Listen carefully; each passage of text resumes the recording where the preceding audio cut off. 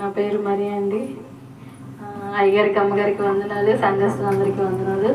నా సాక్ష్యం ఏమి అంటే, ఈ సంవత్సరం మొత్తం ఎన్ని ఒడిదొడుకులు వచ్చినా నా దేవుడు నాకు ధైర్యంగా నడిపించాడు. రాకపోకల్లో, ప్రయాణాల్లో, ప్రతి విషయంలో కూడా ఈ సంవత్సరం అన్ని ఒడిదొడుకులు చాలా మానసికంగా కానీ ఏ విధంగా చాలా కృంగిపోయి ఉన్నా. అదొకటి ఇల్లు ప్రారంభించాను, అది ఇంకా పూర్తి కాలేదు.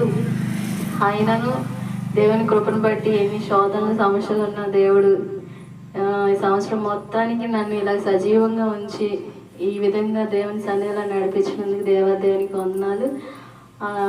చాలా విశ్వాస జీవితంలో కూడా చాలా ఒడిదొడుకులు వచ్చాయి. అయినా సరే నాకు మంచి సావాసాన్ని దేవుడు ఇచ్చాడు. సావాసాన్ని బట్టి దేవునికి వందనాలు. ఎన్ని సమస్యలు ఎన్ని బాధలు ఉన్న జీవితాన్ని ఎలా నెట్టుకొస్తున్నానో అట్టి రీతికి సావాసాన్ని కూడా విడిచిపెట్టకుండా ప్రతి సంవత్సరం నేను చనిపోయినంత వరకే నీ సావాసంలో ఉండాలి స్థిరంగా. నా కొడుకు నేను ఈ సావాసం ఎప్పుడు విడిచిపెట్టకుండా నా ద్వారా అనేక ఆత్మ దేవుడు ఈ సంవత్సరం నూతన పరుస్తాడేమో అని ఆశపడుతున్నాను.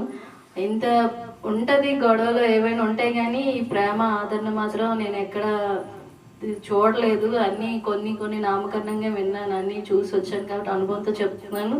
అయ్యగారిని అమ్మగారిని ఏదో పొగడాలని నాకు ఏదో ఇదవుతుందని కాదు, దేవుని సంగతి అంత నిజమే చెప్పాలి, అనుభవంతో కూడిన సాక్ష్యమే. కాబట్టి ఈ సావాసాన్ని ఎప్పుడు విడిచిపెట్టకూడదు. వాళ్ళు ఇచ్చే ఆలోచన బట్టి ఈ సంవత్సరంనైనా నేను ఈ బాధలన్నీ వదిలి వేకునే లేచి దేవుని మొరపెట్టి నా జీవితాన్ని ఒక కొలికి రావాలని ఆశిస్తున్నాను.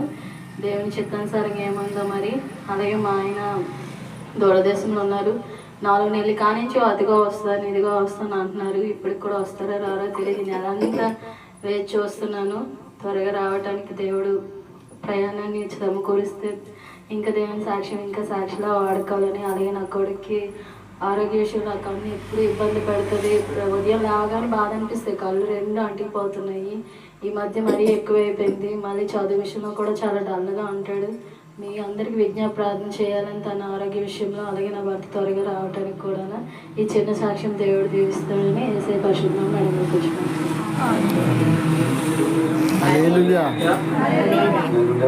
అయ్యగారికి అమ్మగారికి వందనాలు. నా పేరు నిర్మల. ఇల్లు కడుతున్నాను, దాంట్లో అయిపోయింది డబ్బులు లేక. కానీ నాకు మాకు తెలియదేనంటే నాకు ఎంతో సహకారం చేయను. కానీ ఉన్న పెద్దలు ఉన్నట్టే చూస్తుంది. కానీ అమ్మ ఎవరు దేవుడికి ఏ వదిలేనా టీచర్ కావద్దు. కానీ మమ్మల్ని రోజుకి మా అన్నీ వద్దు ఎంత ఫోన్ చేస్తాం ఎలాగొన్నామని మేము చిన్న మాటలు చేయదు. కానీ దాంతో మాకు రక్కలే. కానీ దేవుడు గాయకి ఆపదలో ఉన్నప్పుడు 6 నెలల రోజు తిరిగి పెద్ద కేసులు తిరిగితే అప్పుడు దేవుడుకోపోలా ఒక 10 రోజులు ఆయన మా వదిలన్నారు, నేను గొజ్జులంటే అట్లేను నీకు పోసుకోవాలంటే పెడతాను వదిలేను. అలాగే వదిలేను తీసుకొని అప్పుడు అయ్యగారు అమ్మగా కూడా చూడడానికి వచ్చారు. మా చుట్టాలలో వచ్చారు చూడడానికి. అప్పుడు నేను మా చెల్లి కూడా ఆపదిన. మా చెల్లి ఒక దగ్గర మా వద్దకు చాలా దూరం మాట. కానీ మా వదిన అడిగిపోయింది దగ్గర నాకు క్యారేజ్ తెచ్చేవారు మా మరి దగ్గర. కానీ దేవుడు గొప్ప రక్తం కావాలన్నారు. ఆ గూపు రక్తం లేదమ్మా అన్నారు. తిరిగి తండ్రి దగ్గర ఆపరేషన్ చేయమని అయ్యగా ఫోన్ చేసి అయ్యగా బ్యాంకులో ఉన్నాడు. నాకు ఎంత ఏడ్చినారు. రక్తం కావాలి అప్పుడు ధ్యానం చేసండి. ఎవడో ఎత్తి అమ్మ పర్వాలేదు బిడ్డకి ఏది అవ్వదు నీకు అని కళ్ళను దేవుడు ఎవడో అర్థమెత్తుంది. పర్వాలని బిడ్డకి ఏది అవ్వదు భయం దేరుకోపోలే. కాకి అర్థం అవుతుందన్నారు డాక్టర్. దేరుకోపోయి కాయని కాపుతాలి. మా అత్త వాళ్ళు మాకు బాగా స్పందించాలి. దేరుకోపోలేదు. దాకా నెలకి 7 చేస్తాం. ఇంత ముందు స్కూల్కి వెళ్ళేవాడు. ఆ 7,000 పొద్దును ఆ డ్రైవర్కి కొంచెం బ్యాండ్కి వెళ్తున్నాను లంచం అడిగేవాడు. ఏంటంటే 7,000 పని అంటున్నాను. అతనికి ఎవరికి దేని గొప్ప స్కూల్ మానేస్తే ఆ 4 రోజులకే దేని గొప్ప మన దగ్గరలో స్కూలు అది 7 వరకు అక్కడ పోను. కానీ ఎంత దేని దేవుడు గొప్ప మా కష్టం అంటే కనుక ఇబ్బంది లేదు. ఆ టైంకి దేవుడు తోలికి మా ఏంటంటే దేవుడు ఇస్తున్నారు. దాకా నన్ను అప్పుడప్పుడు తాగుతున్నాను. ఆ తాగుడు వ్యవసాయం తీసి మళ్ళీ కొడుకున్నాను. దేవుడు గొప్ప పిల్లలు ఎప్పుడు పెట్టి ఇది గొప్ప కదా అంటారు. నీ పిల్లలు ఎలాంటి పిల్లలు ఎక్కడ లేరు. నేను మన అందరూ దిగిపోయి ఉంటాయి. ఇది అందుకు ఇస్తామని కూడా అది నా వాళ్ళకి దేవుడు గొప్ప వాళ్ళ పిన్ని అంటుంటున్నాను. చెప్పాను నా ఇల్లు ఆగిపోయింది. దేవుడు తమ్ముడు తొందరగా నా ఇల్లు అయిపోవాలి. నా ఇక్కడ పేదం కొట్టి అందరూ తినడానికి దేవుడు తినగాక. దేవుడికి వందనాలండి. దేవుడికి వందనాలు. పాస్టర్ గారికి వందనాలు. దేవుడు నాకెన్ని మేలు చేశాడో ఈ జీవితం అయితే చాలండి చెప్పడానికి. దేవుడు నమ్ముకుని కానీ ఎప్పుడు సమస్యలు ఏదో బాధలు ఉంటూనే ఉంటాయండి. అయినా నా పేరు కళావతి అండి. నాకు ఒక కొడుకు ఒక కూతురండి. అల్లుడు కూడా చాలా శ్రమలు పెట్టాడు కూతుర్ని. అయినా దేవుడికి ఎప్పుడు అలా కన్నీటి ప్రార్థన చేసుకొని ఉంటానండి. బాబుకి కూడా 20 సంవత్సరాల క్రితం పిచ్చోడు అయిపోయి ఊరంతా తిరిగాడండి. ఒక సంవత్సరం అంతా 40 రోజులు పసుపు ప్రార్థన చేశానండి. ఇప్పుడు నేనైతే బాగానే ఉంటాను. కానీ 1 నిమిషమైనా ఏదైనా తినకపోతే ఆగకపోతే పడిపోతానండి. 10వ నెలల నుంచి నాకు అసలు ఒంట్లోనే బాగాలేదండి. అలాగే ఏదో జ్వరం తలనొప్పు దగ్గు ఏదో ఒకటి వస్తూనే ఉంటానండి. దేవుడు కాసి కాపాడి కుటుంబంలో ఎవరికి నేను భాగ్యం మా 3 అక్క చెల్లెళ్ళు అండి. ఒక తమ్ముడండి. ఆయన ఎవరికి దేవుడు ఈ భాగ్యాన్ని నాకు ఇచ్చానండి. దేవుడికి ఎన్నో వందనాలు, వేల వందనాలు లెక్కలేని కృతజ్ఞతలు. అయినా 2024 అంత కాసి కాపాడి 2025లో అడుగు పెడుతుంటే ఇంకా అనేకమైన కార్యాలు దేవుడు చేయాలని 4 సంవత్సరాల నుంచి బిడ్డ గృహం కట్టుకోవాలని ఆశపడి ఎంతో ఆతృత పడుతుంది. ఈ సంవత్సరం పునాది వేసుకొని చిన్న గృహం కట్టుకుంటాను. మీరందరూ ప్రార్థిస్తారండి. అయ్యగారు ప్రార్థిస్తారని. బిడ్డడు కూడా అప్పుల్లో సతమతం అవుతాడండి.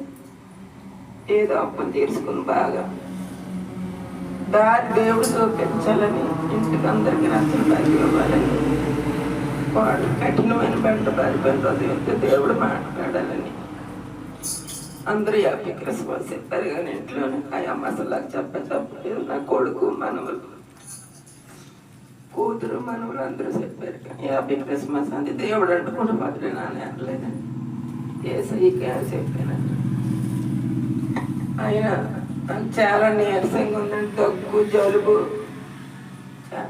తలనొప్పి అయితే ముఖం ఇలా ఎత్తలేనండి. 1 వారం రోజుల నుంచి అలాగే ఉంది.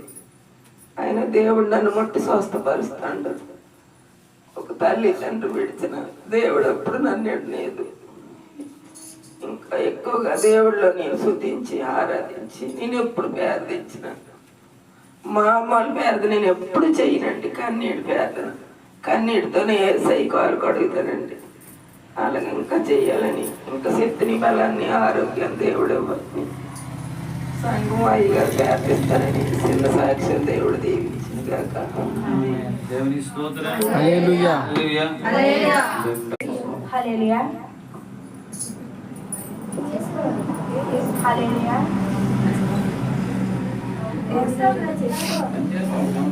హల్లెలూయా. పరిశుద్ధుడా అమ్మగారికి అయ్యగారికి వందనాలు, దేవుడికి వందనాలు.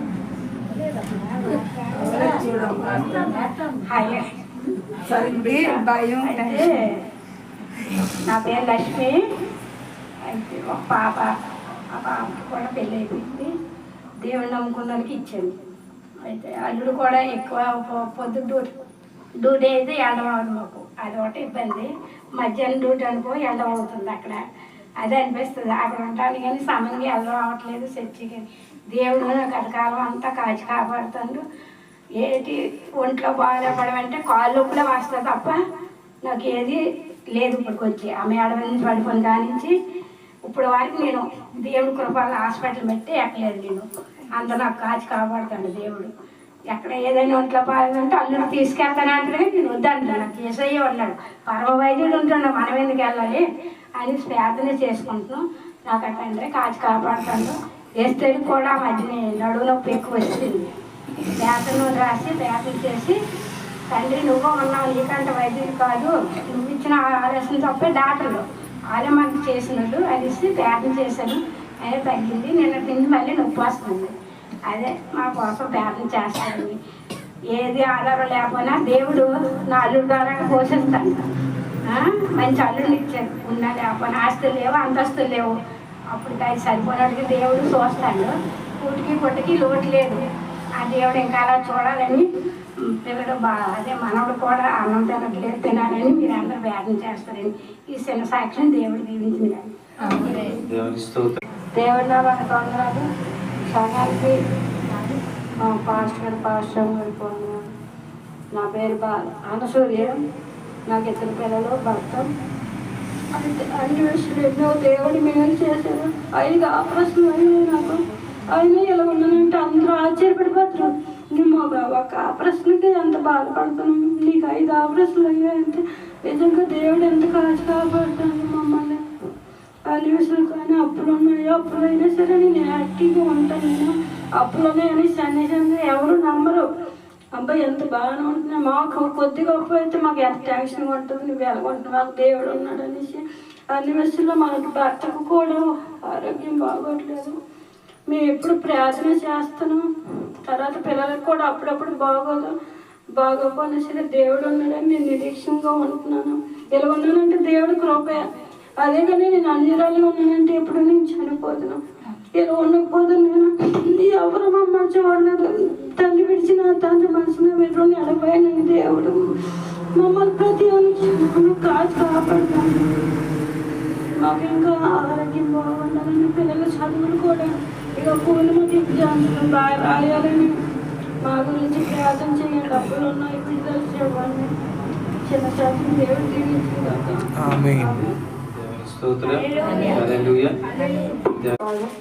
అప్పుడు అలా ఇంట్లో కలిసేస్తుండగా అమ్మగారు అయ్యగారు నాకు దేవుడు మాత్రం ఎన్నో చెప్పారు.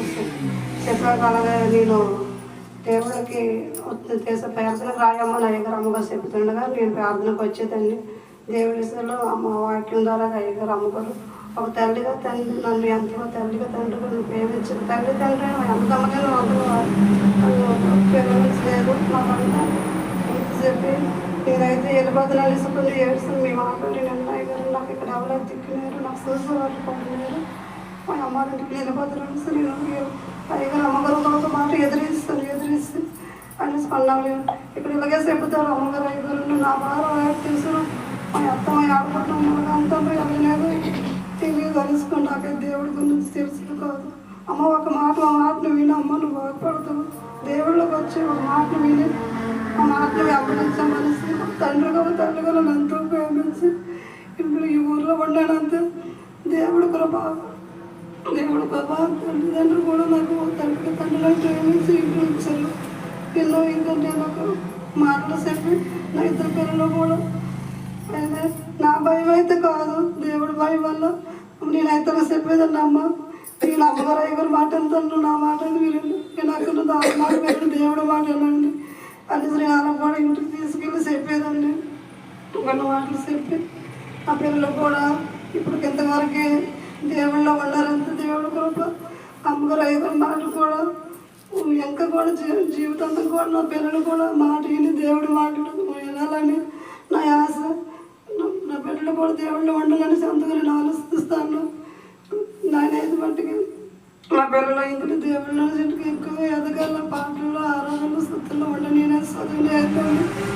చదువు నేను ప్రార్థన నా స్వాతంత్రంలో చదివేస్తానని నేను అలాగే బాగా ఇప్పుడు వరకు కూడా కష్టపడుతున్నా. కష్టం నేనైతే మట్టుగా వేసి నా వల్ల ఎన్నో ఇది చేస్తాను. ఎంతో నాకైతే ఎన్నో మొన్నైతే ఈ 3 నెలల్లోనే నేను మేడ వదిలించి ఇప్పుడు 3 నెలలో పడిపోను. కాలు అయితే నాకు విరిగిపోవలసింది. దేవుడు కాకపోతే నాకైతే భయం వేసింది. పడిపోతాప్పుడు వేసి నాకు ఎవరు దిక్కులేరు, చేసేవాళ్ళు నా పిల్లలకైతే తల్లి బాధ అర్థం చేసుకుని పిల్లలు చిన్న పిల్లలు వాళ్ళు చేయకూడదు. నువ్వే నాకు తోడుకుండవలసి నా మనసులో నేను బాధపడి ప్రార్థన చేసుకొని నేను కాలుకైతే నాకు ఏ దెబ్బ తగ్గలేదు. దేవసంత వరకు కూడా బాగా నడిపించుకొచ్చారు. ఇంకా నా పిల్లలు కూడా నడిపించారు. నా ఇంటి వరకు రక్షణ రావాలని నేను ఎత్తున సాక్షులు చెప్పలేదు. నేను చెప్పలేదు. చాలా పెద్ద సాక్షులు నేను చెప్పడానికి ఒక మాట ఒక మాట రాదండి. అయినా సరే నేను దేవుడిలోనికి వచ్చాను. దేవుడు నేను పాపం నుంచి తప్పించిన దేవుడు రక్షణ నడిపించినందుకు నేను దేవుడికి ఏమిచ్చిన రుణం తీర్చుకోలేను. ఈ సన్న సాక్షి దేవుడు దీవించింది కాక. దేవుని స్తోత్రం. సంఘ బిడ్డలందరికీ వందనాలు. నిజంగా దేవుడు కాలం అంతా ఎంతగానో ఆయన రెక్కల కింద కాపాడి ఉన్నాడు. నిజంగా అనుక్షణము అనుదినము ఆయన రెక్కల కింద సజీవులుగా దేవుడు మనల్ని అందరినీ ఉంచి ఉన్నాడు. నిజంగా దేవుడి కృప ఏది ఏమైనప్పటికీ ఆయన యొక్క చేతుల నుండి మేలులు మనం ఎవరం కూడాను మరి మర్చిపోలేము. అనుక్షణము కృతజ్ఞత కలిగి మనందరం కూడా జీవిస్తాము. నిజంగా నేనైతే ఎక్కువగా ఈ సంవత్సరం అంతా చాలా బెంగపడినప్పటికీ భయపడినప్పటికీ ప్రార్థన చేసుకున్నప్పటికీ ఒకసారి దేవుడి మీద మంచిగా నేను ఆధారపడినప్పటికీ నా హృదయంలో ఉన్న తలంపులన్నీ దేవుడు తీరుస్తున్నాడు. అట్లాగే మరి గతకాలం అంతా కరోనా విషయంలో పాస్టర్ గారిని ఎంతగానో మరి ఆరోగ్యం ఇచ్చాడు. నా విషయంలో కూడాను కొంత బలహీనత నేను కలిగినప్పుడు కూడా దేవుడు ఆరోగ్యం ఇచ్చినాడు. మరి కొంత నాకు బలహీనత ఉన్నప్పటికీ దాన్ని కూడా దేవుడు మరి ఆరోగ్యం ఇస్తే నేను నమ్ముతున్నాను. నేను ఎక్కువగా అయితే పెద్దగా ఎక్కువగా నేను ప్రేమించాను. ఏది ఏమైనప్పటికీ సంఘాన్ని ప్రేమిస్తాను నేను. అది ఒకటి, సంఘాన్ని ఒకటి. నాకు మా పెద్ద కంటే నాకు చాలా ఇష్టం. మా చెల్లి మీద నాకు మా అక్క ఎక్కువ ఇష్టం. అంటే ఆమె కూడా నాకు ఇష్టమే కానీ ప్రేమిస్తాను కానీ అంత కాదు.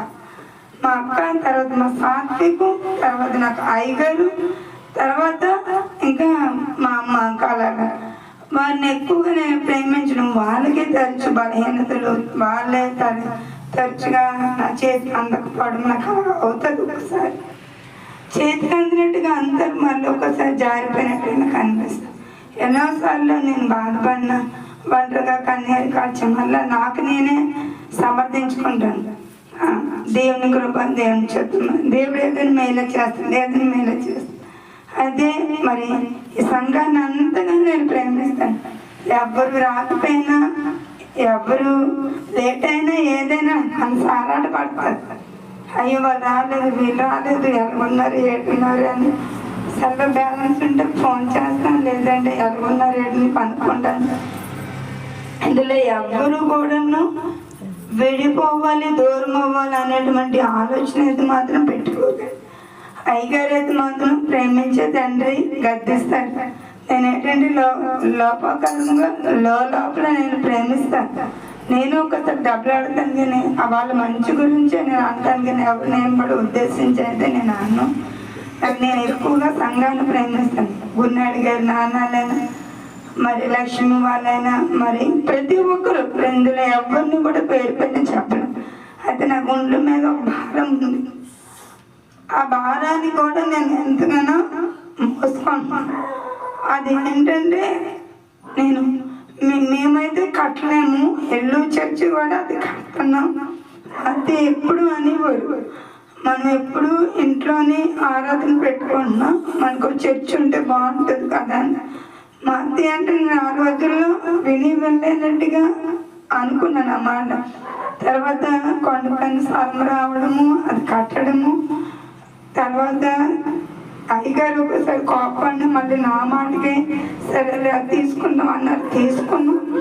ఆ బిడ్డ కూడా మమ్మల్ని బలవంతం చేయలేదు. మేము ఇచ్చినప్పుడు అతను తీసుకుంటుంది. కానీ ఏది ఏమైనప్పటికీ సంఘము అభివృద్ధి అవ్వాలి, సంఘాన్ని మనం దేవుడు కడతాడు, సంఘ బిడ్డలందరూ కూడాను ఏ ఇబ్బంది పడకూడదు అనేటువంటి బాధతో మా యొక్క మందిరం కూడా కడుతున్నాం. అది పూర్తి అవ్వాలని అందరూ కూడా ప్రార్థన చేయండి. మాకు చాలు ప్రార్థన చేసి దేవుడే దాన్ని కట్టిస్తాడు. నా చేతి పని కూడా దేవుడు దీవించాలి. నేను చాలా ఆలోచన కలిగి ఉంటాను. ఎందుకంటే సంఘం అందరూ పేదవాళ్ళే, వీళ్ళకి ఏం తెలియదు, మాట తీరి సరిగా లేదు, మాట్లాడుతూ మాట సరిగా ఆడలేరు వీళ్ళు. అదే నేను బాధ కలుగుతుంది నాకు ఒకసారి. ఇలాంటి వాళ్ళని మీరు పట్టుకున్నారని చాలా మంది అంటారు. నా బిడ్డల కంటే ఎవరు కూడా మీరు నన్ను ఒక మాట నేను ఒప్పుకొని అంటాను. వీళ్ళే నాకు విలువైన వాళ్ళు. ఈ సంఘాన్ని నేను ఎంతగానో ప్రేమిస్తాను. మీరు అందరూ కూడాను ఇల్లు చర్చ్ గురించి ప్రార్థన చేయండి. ఇందులో నుంచి ఎవరు దూరం అయిపోదాం వెళ్ళిపోదాం అనేటువంటి ఆలోచన వద్దు. ఎందుకంటే ఒకప్పుడు మేము ఆ యొక్క బ్రిడ్జ్ మానేసిన తాయిగారు అన్నారు, రాజమండ్రి వైపు మనం వెళ్ళిపోదాం, నాకు చాలా ఆప్షన్స్ ఉన్నాయి, వద్దు అనేసి. ఆ తర్వాత కొంతమంది వచ్చి మాట్లాడినంత ఇక్కడ మేము ఉండడం అనేది జరిగింది. ఆ యొక్క మాటను బట్టి మేము ఇక్కడ ఉన్నాము. ఏ రోజుకైనా దేవుడు సంఘాన్ని అభివృద్ధి పరుస్తాడు, చేస్తాడని ఆలోచన కలిగి ఉన్నాం. దేవుడు సభలు పరుస్తాడు. నేను ఒక చిన్న పనిని కూడా తలపెట్టాను. ఆ పనిని కూడా దేవుడు అంచులంచులుగా దీవిస్తాడు. నన్ను కానీ దేవుడు కానీ నిజంగా దీవిస్తాడని నేను దృఢంగా నేను నమ్ముచున్నాను. దీవిస్తే మీరు కూడా దీవించబడతారనేటువంటిది నా యొక్క ఆలోచన. నేనైతే ఎవరికి కూడా రుణస్థరాలుగా నేను ఉండను. ఎవరు ఏమేమి చేస్తారో నేను అంతకంతగా వాళ్ళకి మేలు చేయక నేను తప్పదు. నా ప్రాణం ఉంటుండగా చాలా మంది అంటారు, మీకు పిల్లలు లేరు కదా, ఎందుకు అంత కడుతున్నారు అంటే, నాకెందుకు లేరు, నాకు చాలా మంది పిల్లలు ఉన్నారని నేను అందరితో కూడా నేను చెప్పుకుంటాను. మీరు అందరూ నా సంఘ పిల్లలే. అమ్మ అమ్మని పిలిచినప్పుడు నాకు ఎంతో సంతోషంగా అనిపిస్తుంది. కాబట్టి మీరు అందరూ నా పిల్లలేని, ఎవరు దూరం అయిపోతామన్న ఆలోచించకండి. ఈ కొత్త సంవత్సరంలో సువార్తలు, అట్లాగే సేవ పరిచర్య ఎక్కువ జరగాలి, అట్లాగే ఉపవాస ప్రార్థనలు ఎక్కువగా జరగాలి. దూరం అయిపోయిన వాళ్ళు కూడా దగ్గరికి రావాలి. ఒక్కొక్కసారి అయితే ఒక్కొక్క ఇంటికి నేను వెళ్ళేటప్పుడు వాళ్ళు నన్ను ఎంతో వ్యతిరేకమైన మాటలు అన్నారు. నేను ఏ మాట కూడా పాస్టర్ గారితో నేను పెద్దగానే చెప్పను. చెప్తే మాత్రం అవి చాలా గొడవలు అయిపోతాయి. గొడవలు అయిపోయినా నన్ను ఏ మాటని ఏదైనా పొన్నులే దేవుడే చూసుకుంటాడనుకొని నేను సమర్థించుకొని వచ్చేస్తున్నాను. ఏ మాట కూడా నేను చెప్పను. ఈరోజు మీరు అందరూ వస్తున్నారంటే నాకు ఎంతో మనకు సంతోషం అవుతుంది. నేను తినకపోయినా మిమ్మల్ని అందరం చూస్తే నాకు ఆనందం కలుగుతుంది. అయ్యగారికి నాకు కూడాను అదే ఆనందం. ఈ యొక్క ఆనందం నిత్యము ఉండాలి. ఇంక వెళ్ళిపోయిన వాళ్ళందరూ కూడా వస్తారు. నాకు నమ్మకం అయితే ఉంది, నూతనమైన ఆత్మని ఊర్లో రక్షింపబడాలి. నేను ఎవరెవరికైతే కొంతమంది రుణస్థలాలు ఉన్నానో వాళ్ళ రుణం తీర్చుకొని తప్పదు, అంతకంతగా కూడా ఇస్తాడు. అట్లాగే దేవుడు కూడా మేలు చేస్తాడు. ఈ యొక్క 2025 అంతా మనల్ని మన సంఘాన్ని మన కుటుంబాన్ని దేవుడు ఆయన యొక్క బలిష్టమైన రెక్కల కింద దేవుడు కాచి కాపాడాలి. అట్లాగే ఈ ఇల్లు అయితే కమ్మలిల్లు కంటే ఘోరంగా ఉంటుంది. ఇల్లు వర్షం పడితే నాకైతే నిద్ర పట్టదు. అయ్యగారు కూడా పడుకోరు. నాకైతే బెంగలాగా ఉంటుంది. ఎలిగి రాత్రి తెల్లారుతుంది అన్నట్టు ఒకసారి కూర్చుంటాను కూడా. అలాగైనప్పటికీ మొన్నైతే వర్షం పడేటప్పటికి ఎలగ ప్రభు ఎలగనైనా కర్రలు లేవు, ఏమీ లేవు, మెల వంట చేస్తామన్నందుకు చేస్తే మనసుని దేవుడు ఎంతగానో ఆ బిడ్డని దీవించి ఉన్నాడు. ఒక బిడ్డ తల్లి అయింది. మా చేతుల మీద సండే స్కూల్కి వచ్చి యవనస్తురాలు ఉండి పాటలు పాడి సంఘ పనులన్నీ చేసి మంచి భర్తనిచ్చి మంచిగా వివాహాన్ని దేవుడు జరిగించాడు. ఒక బిడ్డ తల్లి అయింది. ఈ యొక్క మందిరానికి వాళ్ళు వచ్చారు సహవాసానికి. అట్లాగే మేము ఆ యొక్క ఆహారాన్ని సిద్ధపరుస్తున్నందుకు నాకు ఎంతో మనసు నిజంగా సంతోషమైంది. ఎంతగానో దేవుని కృతజ్ఞత నేను చెల్లించాను. ఆ బిడ్డకు కూడా దేవుడు ఆరోగ్యం ఇవ్వాలి. అట్లాగే ప్రతి ఒక్కరు పేరు పేరున సంఘం అందరూ కూడా ఎంతగానో మేలు చేస్తున్నారు మీరు మా పట్ల. ప్రతి ఒక్కరు ఆయన చేసినటువంటి మేలులు ఆశ్చర్యకారములు ఎంతో ఘనమైనటువంటి కార్యాలు. మనందరం ఎలాగే ఉండాలి. అందరూ అంటారు మనల్ని చూసి ఒక తేనె పట్టులా ఉన్నారమ్మ, తేనె పట్ల. అలాగే మనం అందరం ఒక ఐక్యతగా ఒక సమాధానం 2025లో ఇంకా ఆయన కార్యములు అనేకమంది కార్యాలు చేస్తే దేవుడు మన పని చేస్తాడు. కాబట్టి ఈ యొక్క సంఘాన్ని దేవుడు ఇంకా ముందుకి అభివృద్ధి పరచాలి, దీవించాలి, ఆశీర్వదించాలి. కాబట్టి మనందరూ ప్రార్థన చేయండి. ప్రార్థన మనందరం చేద్దాం. చేయక కలిపితేనే ఆ యొక్క ప్రార్థన జరుగుతుంది. కాబట్టి ఎక్కువగా మేము ఆశించేది ప్రార్థన, సంఘంలో కోటాలు, సువార్తలు, ఇవే మీ నుండి మేము ఆశిస్తాం. కాబట్టి ఇది చేయడానికి కూడా మీరు ముందుకు రండి. దేవుడికి 2025 మనల్ని, మన కుటుంబాన్ని, అందరినీ గత కాలం అంతా కాచి కాపాడిన దేవుడు ఈ సంవత్సరం అంతా కూడా అనేక రెక్కల కింద మన అందరినీ కాచి కాపాడాలని దేవుడి యొక్క చిన్న సాక్ష్యం మన మధ్యన దీవించును కాక. ఆమేన్. నా పేరు దేను. నేను ఇప్పుడు 9వ తరగతి చదువుతున్నాను. నాకు చిన్నప్పుడు హార్ట్ ప్రాబ్లం ఉండేది. అయితే నాకు అసలు హార్ట్ ప్రాబ్లం అనే విషయం కూడా నాకు తెలియదు. అయితే ఇప్పుడు నాకు 14 సంవత్సరాలు నాకు చిన్నప్పటి నుండి హార్ట్ ప్రాబ్లం అనే విషయం తెలియనప్పుడు అయితే హార్ట్ ప్రాబ్లం సాధారణంగా అయితే నొప్పి గట్ట నాకు ఇప్పటికొచ్చి నాకు రాలేదు. హార్ట్ గురించి అయితే ఇప్పటికొచ్చి హాస్పిటల్ గట్ట నేను ఇప్పుడు వెళ్ళలేదు. నన్ను దేవుడు చాలాగానే హార్ట్ ప్రాబ్లం కూడా నాకు ఆ ప్రాబ్లం లేకుండా దేవుడు నన్ను స్వస్థపరిచాడు. అలాంటి నాకు ఏ నొప్పి రాకుండా దేవుడు నన్ను స్వస్థపరిచినందుకు దేవుడికి వందనాలు. అలాగే నేను చిన్నప్పుడు 10వ సంవత్సరంలో నుంచి ఒకసారి బయటకు వెళ్ళినప్పుడు నాగపాము ఎదురుగా వచ్చింది. అయితే నాగపాము నన్ను కాట వేయాల్సింది. అలాంటి దేవుడు నన్ను సజీవంగా ఉన్నానంటే దేవుడు కారణం పెట్టేదండి. అలాంటి నన్ను దేవుడు నన్ను సజీవంగా నన్ను నిలబెట్టాడు. దేవుడికి వందనాలు. అదే కానీ పాము కాటేస్తున్నానంటే నేను ఈ పాటకు నేను చనిపోవలసిందానంటే దేవుడు నన్ను తన రెక్కల కింద భద్రపరిచాడు. అలాగే ఒకసారి కుడి కొనలో నుంచి ఒకసారి సడన్గా కళ దిగిపోయింది. అయితే కొన్ను నొప్పి నుంచి అలాగే హాస్పిటల్కి వెళ్తే అమ్మాయి కొన్ను కొంచెం ప్రాబ్లంగా ఉందమ్మా, నువ్వు మనీ రావాలమ్మా అన్నారు. దేవుడు నేను అలా ప్రార్థన చేసుకుంటే ఆ దేవుడు నా ప్రార్థన ఆలకించి నాకు ఒక రోజులో దేవుడు స్వస్థత ఇచ్చాడు. నాకు ఈ సంవత్సరమే కాకుండా నేను ప్రతి క్షణం ప్రతి నిమిషం నన్ను దేవుడు భద్రపరుస్తూనే ఉన్నాడు. నిజంగా చెప్పాలంటే నా జీవితంలో ఎన్నో కార్యాలు చేశాడు. అలాగే కరోనా సమయంలో అయితే మాకు కరోనా వచ్చిందని ఇంట్లో బంధించారు. అది బంధిస్తే అప్పుడు పాస్టర్ గారు మాకు కొత్తగా అంటే తినడానికి గట్ట బియ్యం గట్ట ఇచ్చారు. ఇచ్చినప్పుడు మేము దెంతనే సెలపెట్టుగా అలాంటి కొలతల్లో కూడా దేవుడు మమ్మల్ని తృప్తిగా హాయిగా మమ్మల్ని బ్రతకనిచ్చాడు. మాకు ఇప్పటికొచ్చి ఏ కొరత లేకుండా మమ్మల్ని దేవుడు చూసుకున్నాడు. చిన్నప్పటి నుండి మేము దేవునిలో ఇంకా బాగా ఎదగాలని కోరుకుంటున్నాను. అలాగే ఇప్పటికొచ్చి మాకు ఏ కొరత లేకుండా దేవుడు మమ్మల్ని బాగానే చూసుకున్నాడు. నాకు అనారోగ్య సమయంలో కూడా దేవుడు నేను ప్రార్థన చేసుకున్నప్పుడు నా ప్రార్థన ఆలకించి వెంటనే నాకు స్వస్థత ఇచ్చే దేవుడు పరమవైద్యులుగా నన్ను అలా చూసుకున్నాడు. నాకు ప్రతి క్షణము ప్రతి నిమిషము దేవుడు తన బద్దల కింద నన్ను కాపాడుతున్నాడు. అలాంటి దేవుడికి లెక్కలైన వందనాలు. నా జీవితం పట్ల ఎన్నో దేవుడు కార్యాలు చేశాడు. మా అమ్మ కన్నా మా నాన్న కన్నా ఇంకా చెప్పాలంటే అమ్మగారు అయ్యగారు నన్ను ఇంకా వాళ్ళిద్దరికన్నా ఇంకా నన్ను బాగా చూసుకున్నారు. అలాంటి అమ్మగారికి అయ్యగారికి కూడా వందనాలు తెలుపుతున్నాను.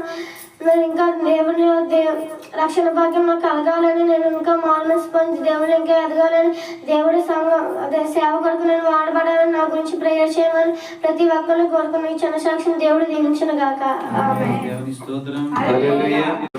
సినిమా పాటలు పాడేవారు పాటలు పాడుతుంటారు. ఆ పాటలకు ఆడేవారు ఆడుతూ ఉంటారు. ఇంకా ఏవేవో ప్రజలు రకరకాలుగా వారి జీవనాన్ని గడుపుతూ ఉంటారు. కొంతమంది అయితే అమ్మయ్య సెలవు దొరికిందని ఈ 31 తారీఖున సంపూర్ణమైన నిద్ర సంపూర్ణమైన నిద్ర చేసేవారు ఉంటారు సమాజంలో. కొంతమంది సమాజంలో రకరకాలైన ఆలోచనలతో వారు కొనసాగుతూ ఉంటారు. కానీ ఈరోజు దేవుడు మనకిచ్చిన గొప్ప భాగ్యం ఏంటంటే దేవునితో గడపడం. ఎవరితో గడపడం అండి? దేవునితో గడపడం. దేవునికి స్తోత్రం. ఎవరితోనైనా గడిపితే అది మనకు క్షేమము కాదేమో కానీ మనము దేవునితో గడిపితే మన పట్ల ఆయన కృపాక్షేమములు మనకు అనుగ్రహింపబడతాయి. దేవునికి స్తోత్రం. హల్లెలూయా. హల్లెలూయా. ఈరోజు మనము భద్రపరచబడ్డాము, కాపాడబడ్డాము, సంరక్షింపబడ్డాము. పరిస్థితులు అనేక కోణాలు అనేక విధములుగా కొనసాగిన మనము బ్రతుకుతున్నామంటే పిల్లలారా, ఈ రీతిగా ప్రతి సంవత్సరం ఆయన సన్నిధానములు పిల్లలారా ప్రారంభము దినమును అంతము దినమును పిల్లలారా దేవునితో మనము గడపడమే. దేవునికి స్తోత్రం. హల్లెలూయా. ఈ సమయములో పిల్లలారా కొద్ది నిమిషములు దేవుని సన్నిధానము దేవుని వాక్యాన్ని మనం ధ్యానం చేద్దాం. ఆదికాండం 5వ అధ్యాయం 1వ వచనం నుంచి చదువుదాం. ఇది చాలా విడ్డూరముగా అనిపిస్తుంది చాలా మందికి. కానీ పిల్లలారా ప్రభు సన్నిధానంలో మనము పిల్లలారా ఆ వాక్యాన్ని చదువుదాం. పిల్లలారా ఆదాము వంశావళి గ్రంథం ఇది. దేవుడు ఆదామును సృజించిన దినమున దేవుడు పోలికగా అతను చేసెను, మగవానిగాను ఆడదానిగాను వారిని సృజించి వారు సృజింపబడిన దినమున వారిని ఆశీర్వదించి వారికి నరులని పేరు పెట్టెను. దేవునికి స్తోత్రం. హల్లెలూయా. ఇక్కడ మనము ఆదాము వంశావళి గురించి మనము చదివి ఉన్నాము. అయితే దేవుడు ఆదామును సృజించాడు.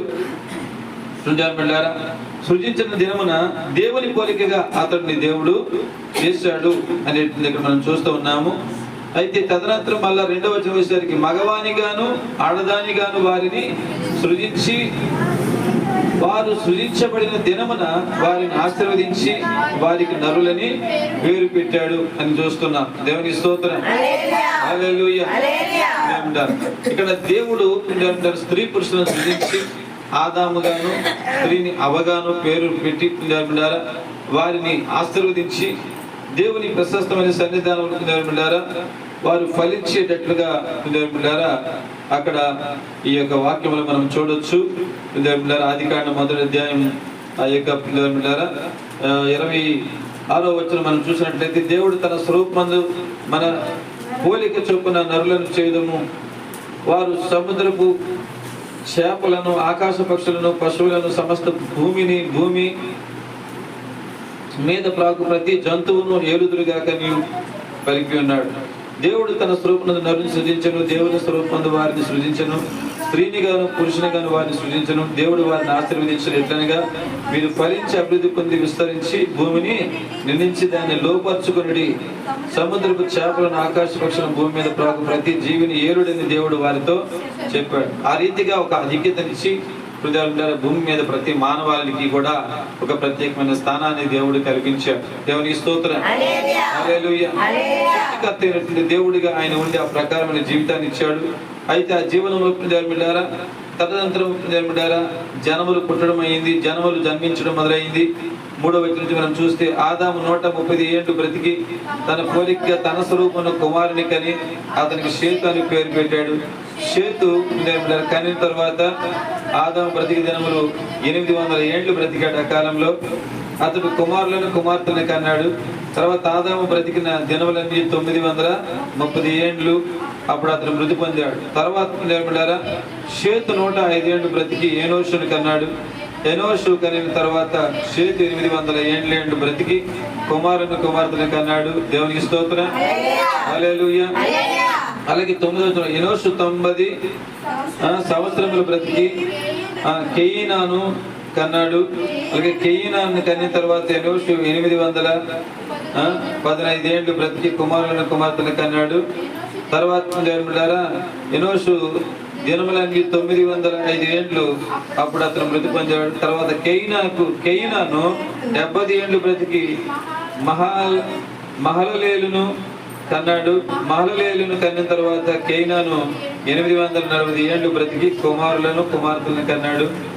తర్వాత ఆయన 910 ఏండ్లు అతను బ్రతికి తర్వాత ఆయన మృతి పొంది ఉన్నాడు. తర్వాత మహలేలు 65 ఏండ్లు బ్రతికి ఎరెదును కన్నాడు. ఎరెదును కన్న తర్వాత మహలేలు 830 ఏండ్లు బ్రతికి కుమారులను కుమార్తెలను కన్నాడు. మహలేలు దినములు 895 ఏండ్లు. అప్పుడు ఆయన మృతి పొందాడు. తర్వాత ఎరుదు 162 ఏండ్లు బ్రతికి హనోకును కనెను. హనోకును కనిన తర్వాత ఎరుదు 800 ఏండ్లు బ్రతికి కుమారుని కుమార్తెను కన్నాడు. ఎరుదు దినంలో 962 ఏళ్ళు అప్పుడు అతను మృతి పొందాడు. హనోకు 65 ఏళ్ళు బ్రతికి మెతూషలను కన్నాడు. హనోకు మెతూషలను కన్న తర్వాత 300 ఏళ్ళు దేవునితో నడుచుచు కుమారులను కుమార్తెలను ఆయన కన్నాడు. హనోకు దినముల 365 ఏళ్ళు. హనోకు దేవునితో నడిచిన తర్వాత దేవుడు అతన్ని తీసుకుని పోయాడు కనుక అతడు లేకపోయింది. ఇలా చదువుతా ఉంటే బిడ్డారా చాలా మంది బ్రతికిన దినాలు మనకి కనబడుతున్నాయి. మనం చూస్తున్నాం ఇక్కడ 930 సంవత్సరాలు బ్రతికిన వారు, 130 ఏళ్ళు బ్రతికినటువంటి వారు. మనం చూస్తున్నాం 800 ఏళ్ళు బ్రతికినటువంటిది, అలాగే 912 ఏళ్ళు బ్రతికినటువంటిది, అలాగే 905 ఏళ్ళు బ్రతికినటువంటిది, అలాగే 910 ఏళ్ళు బ్రతికినటువంటిది, అలాగే 895 ఏళ్ళు బ్రతికినటువంటిది, అలాగే 965 ఏళ్ళు బ్రతికేటటువంటిది. అలాగే ఇక్కడ హనోకు దగ్గరికి వచ్చారు. ఇక్కడ మనం చూస్తూ ఉన్న ఆయన 85 ఏళ్ళు ఏంటండి 185 ఏళ్ళు బ్రతికి ఆయన మనం చూస్తూ ఉన్నాం. హనోకు 365 ఏళ్ళు బ్రతికి అని మనం చూస్తూ ఉన్నాం. అంటే చూడండి, అనేక సంవత్సరాలు మానవుల జీవితంలో బ్రతికేటటువంటిది మనం ఇక్కడ చూస్తూ ఉన్నాము. సంవత్సరాలు గతిస్తూ ఉన్నాయి. అనేక సంవత్సరాలుగా మానవులు బ్రతుకుతూనే ఉన్నారు. మరలా దేవుడు ఆయా సంవత్సరాలు మానవుడికి ఇస్తూనే ఉన్నాడు. దేవునికి స్తోత్రం. అయితే ఈ బ్రతుకుతున్నటువంటి మానవుల జీవితంలో దేవుడు తన కృపావాసనం చేత ఆయన తన కృప చేత బ్రతికిస్తా ఉన్నాడు. ఆ యొక్క కృపలో మానవుడి జీవితము తన స్వాధీనం ఉంచుకున్నాడు. ద్వితీయోపదేశకాండం 30వ అధ్యాయం 21వ వచనం చూసినట్లయితే చూడండి, ద్వితీయోపదేశకాండం 30వ అధ్యాయం 20వ వచనం మనం చూసినట్లయితే అక్కడ మనకు దేవుడు తన స్వాధీనంలోనే మానవుని యొక్క జీవన విధానం ఉన్నట్టు మనం చూస్తాం. ఆయన ప్రమాణం చేసిన దేశంలో నివసించినట్లు యెహోవాయే నీ ప్రాణమునకును దీర్ఘాయుష్కును మూలమునై ఉన్నాడు. దేవునికి స్తోత్రం. హల్లెలూయా హల్లెలూయా. చూడండి అక్కడ అంటున్నాడు, నీ పితరులైన అబ్రహాము ఇస్సాకు యాకోబులకు ఆయన ప్రమాణం చేసిన దేశంలో మీరు నివసించినట్లు యెహోవాయే నీ ప్రాణమునకును నీ దీర్ఘాయుష్కును మూలమై ఉన్నాడు. దేవునికి స్తోత్రం. హల్లెలూయా హల్లెలూయా. కాబట్టి నీవును నీ సంతానమును బ్రతుకుచు నీ ప్రాణమునకు మూలమైన నీ దేవుని యెహోవాను ప్రేమించి ఆయన వాక్యముని ఆయన హత్తుకొనినట్లు జీవమును కోరుకున్నాడు. దేవునికి స్తోత్రం. హల్లెలూయా. ప్రభు స్తుతులు. చూడండి, దీర్ఘాయుష్షు ఎవరి చేతిలో ఉంది? అమ్మా, నీ ప్రాణమునకు ఆయుష్ ఎవరి చేతిలో ఉంది? దేవుడి చేతిలో ఉంది. కాబట్టి దేవుడు తన కృపావాసన ఒక్కొక్కరికి ఒక్కొక్క కాలము ఒక్కొక్క వయస్సును దేవుడు ఇచ్చి బ్రతికిస్తా ఉన్నాడు.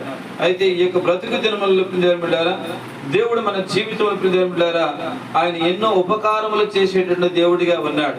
మనం శ్రమించి కష్టించి మనం ఫలిస్తూ ఉంటుంటే దేవుడు ఆనందిస్తాడు. ఎందుకంటే మనం ఫలించి అభివృద్ధి పొందాలనే దేవుడి యొక్క ఉద్దేశం. దేవునికి స్తోత్రం. హల్లెలూయా.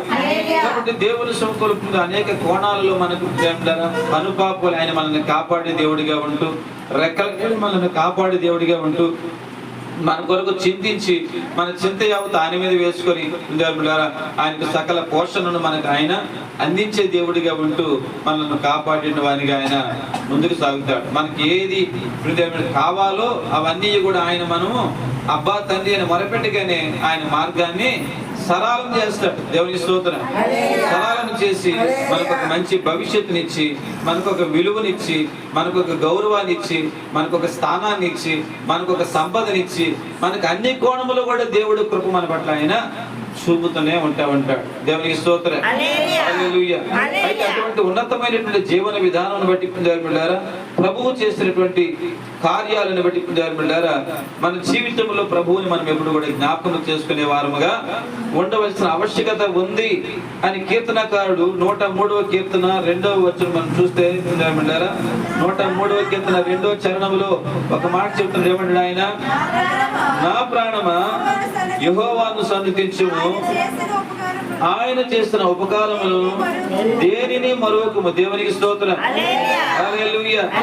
ఎందుకంటే ఆయన నీ దోషములన్నింటినీ క్షమించేవాడిగా ఉన్నాడు, నీ సంకటములని కుదుర్చువాడిగా ఉన్నాడు, సమాధిలో నీ ప్రాణమును విమోచించున్నాడు, కరుణా కటాక్షం నీకు కిరీటముగా ఉంచున్నాడు, పక్షిరాజు యవనం వల్ల నీ యవనము క్రొత్తదగుచుండినట్లు మేలుతో నీ హృదయమును తృప్తిపరచు ఉన్నాడు. దేవునికి స్తోత్రం. హల్లెలూయా. హల్లెలూయా.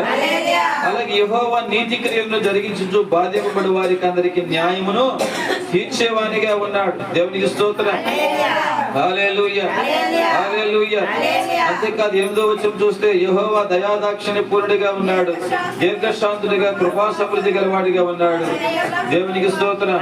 ఆయన ఎప్పుడు కూడా ఆయన భాగ్యమాడు వాడిగా లేకుండా ఉన్నాడు. ఆయన హృదయాన్ని బిడ్డారా, దేవుని ప్రశస్తమైన సన్నిధానములో ఆయన మన దోషులను బట్టి మనకు ప్రతిఫలం ఇయ్యలేదు గాని భూమి కంటే ఆకాశం ఎంత ఉన్నతముగా ఉన్నదో ఆయన యందు భయభక్తులు గలవారి ఆయన కృప అంతా అత్యధికముగా చూపించవానిగా ఉంటూ మన జీవితంలో అనుక్షణము బిడ్డారా మనకు అన్ని మేలులు చేస్తూనే ఉన్నాడు. వ్యాధుల్లో, బాధల్లో, శ్రమల్లో, ఇరుకులలో, ఇబ్బందుల్లో, కష్టాల్లో, ఒంటరి బ్రతుకుల్లో ఏమండి కదండి అన్ని విషయంలో దేవుడు మనను కాపాడుతూనే ఉన్నాడు. కాబట్టి మన జీవితంలో మనం మరువని ఘట్టం ఇది చెప్పాలంటే. దేవునికి స్తోత్రం. సంవత్సరము ఆరంభం నుంచి సంవత్సరాంతం వరకు దేవుడు మనకు కాపాడేది మరువని ఘట్టం అది. దేవునికి స్తోత్రం. సాక్ష్యాలు చెప్పడానికి చాలా ఏదో కష్టమైంది ఏదో చెప్పమంటారంటే అయిపోతూ ఉన్నాం. దేవునికి స్తోత్రం.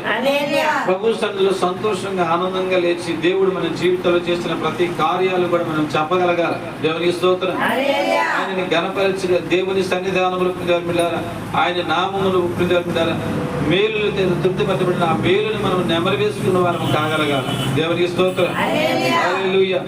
అందుకే భక్తులు చేసిన ఉపకారములను ఏం చేస్తున్నా ఆయన మరువక అంటున్నాడు. కాబట్టి మనము మర్చిపోతున్నాం. ఎందుకు మర్చిపోతున్నాము? ఎందుకు చెప్పలేకపోతున్నాము? ఎందుకు మనం సాక్ష్యాలను అవి సాక్ష్యముగా పలకలేకపోతున్నాము అంటే మనము ఏమవుతున్నామండి?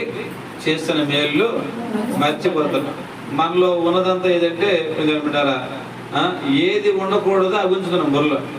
ఏ ఉంచకూడదో అవి 24 గంటలు వచ్చే శ్రమలను, వచ్చే కష్టాలను, వచ్చే రోగాలను, వచ్చే బాధలను ఇవి అలాగే నెమరు వేసుకుంటున్నాం తప్ప, అవి జ్ఞాపకం చేసుకుంటున్నాం తప్ప, అవి బుర్రలో పెట్టుకుంటున్నాం తప్ప దేవుడు చేసే మేలు జ్ఞాపకం లేదు, ఉండటం లేదు. మనం మీకు ఒక మాట చెప్పిన, దేవుడి మేలులు కానీ మీరు జ్ఞాపకం చేసుకుంటే మీకు నూతన శక్తి వస్తుంది. దేవునికి స్తోత్రం. నూతన బలం వస్తుంది. దేవునికి స్తోత్రం. అంతేకాదు ఆయన మేలులు మీరు జ్ఞాపకం చేసుకోగలిగితే మీ విశ్వాసం అభివృద్ధి పొందుతుంది. దేవునికి స్తోత్రం. హల్లెలూయా. ఎందుకంటే మీ విశ్వాసాన్ని బలపరిచేదే దేవుడు చేసిన గొప్ప కార్యాలు. దేవునికి స్తోత్రం. హల్లెలూయా. ఆయన చేసిన కార్యాలను మనం నెమరు వేసుకోవడం వల్ల నూతన బలాన్ని పొందుకుంటాం, నూతన శక్తిని పొందుకుంటాం, విశ్వాసాన్ని దృఢపరచుకుంటాం. అంతేకాకుండా విశ్వాసం వలన మళ్ళా ఏం పొందుకోగలుగుతాం చెప్పండి? మళ్ళా గొప్ప గొప్ప కార్యాలు మనం అనుభవించే భాగ్యాన్ని పొందుకోగలుగుతాం. ఆలోచిస్తున్నారు ఏనాడైనా? మనం ఆలోచిస్తున్నామా ఎప్పుడైనా? ఏమండి నీ విశ్వాసాన్ని పురుగొలుపుకునేది నీ కష్టాలు తలుచుకుంటే విశ్వాసం పురుగొలుపబడదు.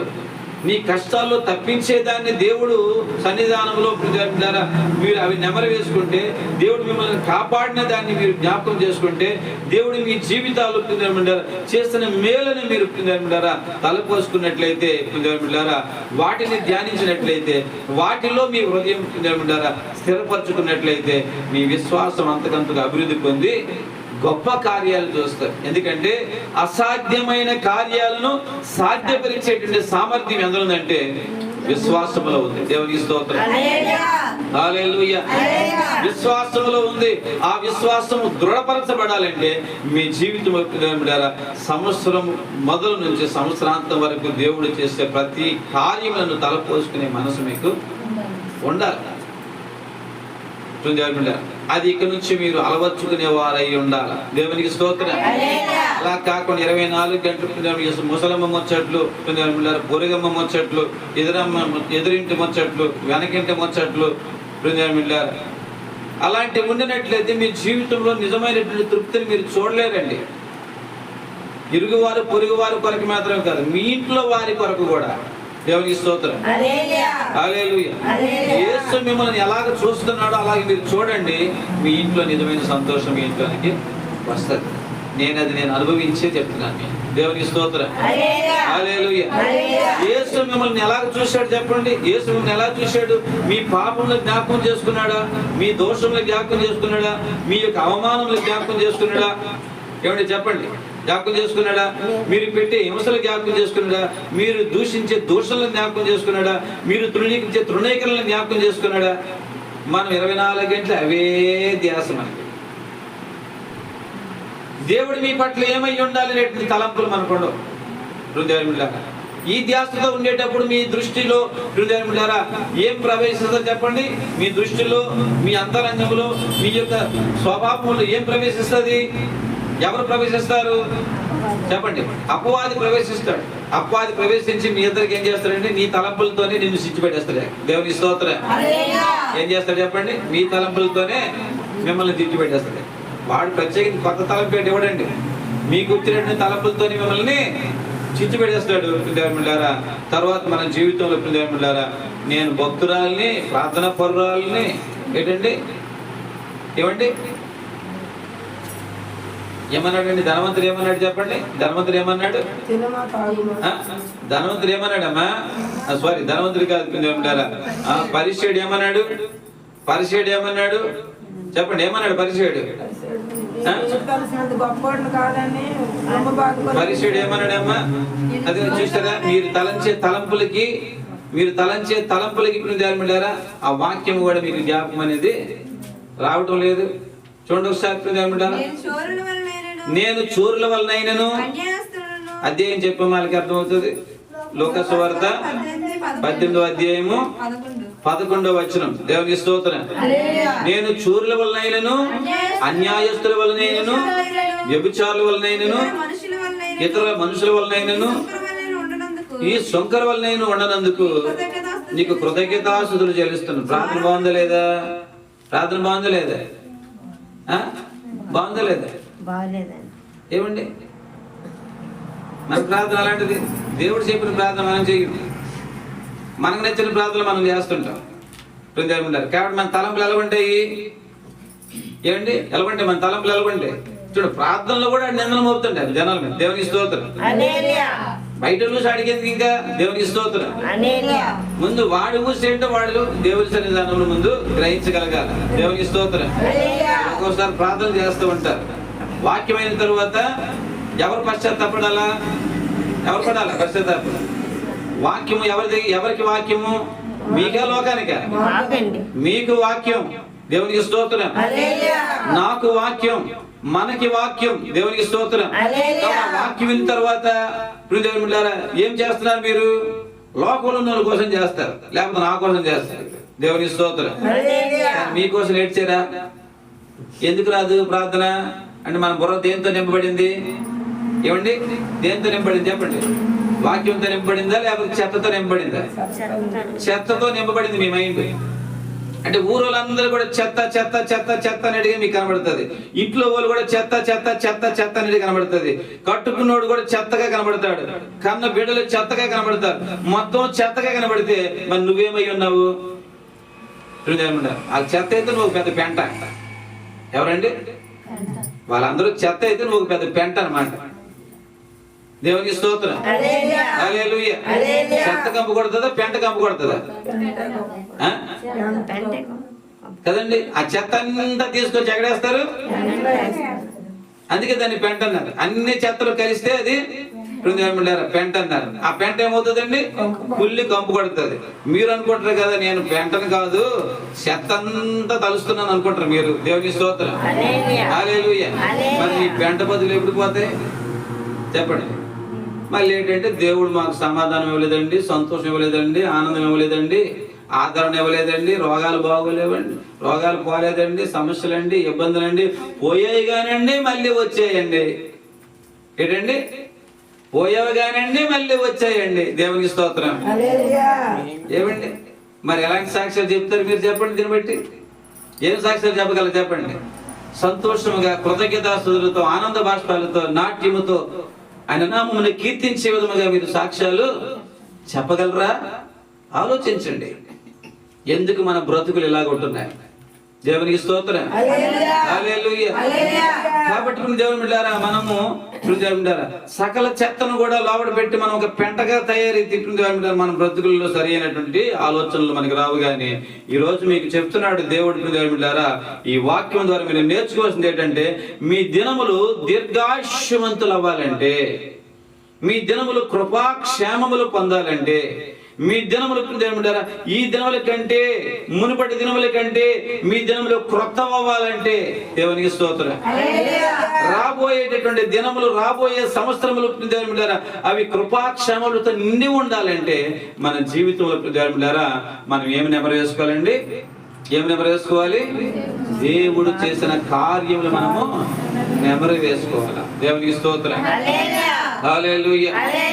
దేవుడు చేసిన కార్యములు మనం నెమరు వేసుకున్న వారంగా మనం జీవించగలిగితే మన బ్రతుకుల్లో ఉన్నంత ఆనందం ఈ లోకములు ఎవరికి కూడా ఉండదు. ఎందుకంటే నేనిచ్చే ఆనందము లోకము ఇవ్వలేదని యేసే చెప్పాడు. దేవుని స్తోత్రం. చెప్పాడా లేదా? నేనిచ్చే ఆనందం లోకం ఇచ్చేటువంటి ఆనందం లాంటిది కాదు. దేవునికి స్తోత్రం. హల్లెలూయా. దేవుడిచ్చే ఆనందము తరతరములు, యుగ యుగములు, జగజగములు ఉండేటువంటి ఆనందం. దేవునికి స్తోత్రం. హల్లెలూయా. హల్లెలూయా. దేవుడిచ్చే ఆనందము శ్రమల్లో కూడా ఆనందంగా ఉంటుంది. తెలుసా మీకు? దేవునికి స్తోత్రం. అందుకే అపోస్తలుడు పౌలు అంటాడు, ఆనందించుడి, మరలా చెబుదును ఆనందించుడి. దేవునికి స్తోత్రం. హల్లెలూయా. ప్రభువునందు ఆనందించండి, మరలా చెబుతున్న ఆనందించండి. ఆయన ఏదాగా ఆనందిస్తున్నాడు? శ్రమలలో, ఇరుకులలో, ఇబ్బందుల్లో, కష్టాల్లో కూడా ఆనందించగలుగుతున్నాడు. మనమేమో మనకి పెద్ద సమస్యలు అనేవి ఎక్కువేవి కావవి.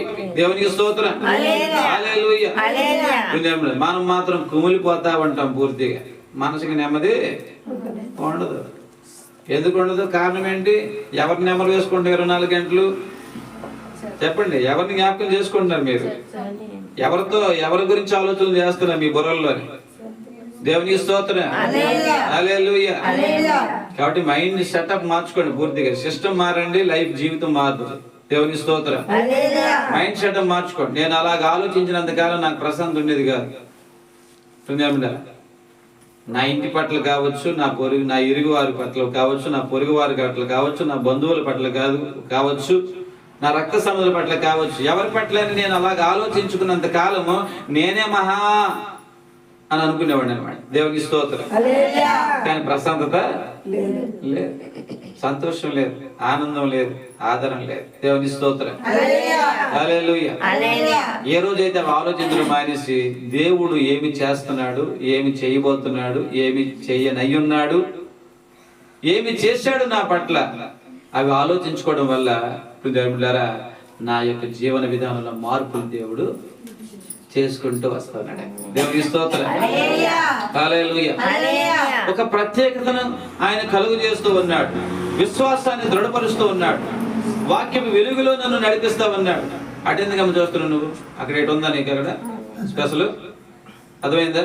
ప్రార్థన అయినంత ఎవడో కూడా ఇక కొత్త ఇయర్ అని మన అన్నది లేదు. దేవునికి స్తోత్రం. బతుకులు మార్చుకోవడానికి ప్రయత్నం చేయడం, పనికి మళ్ళీ అసలు ఇక్కడ.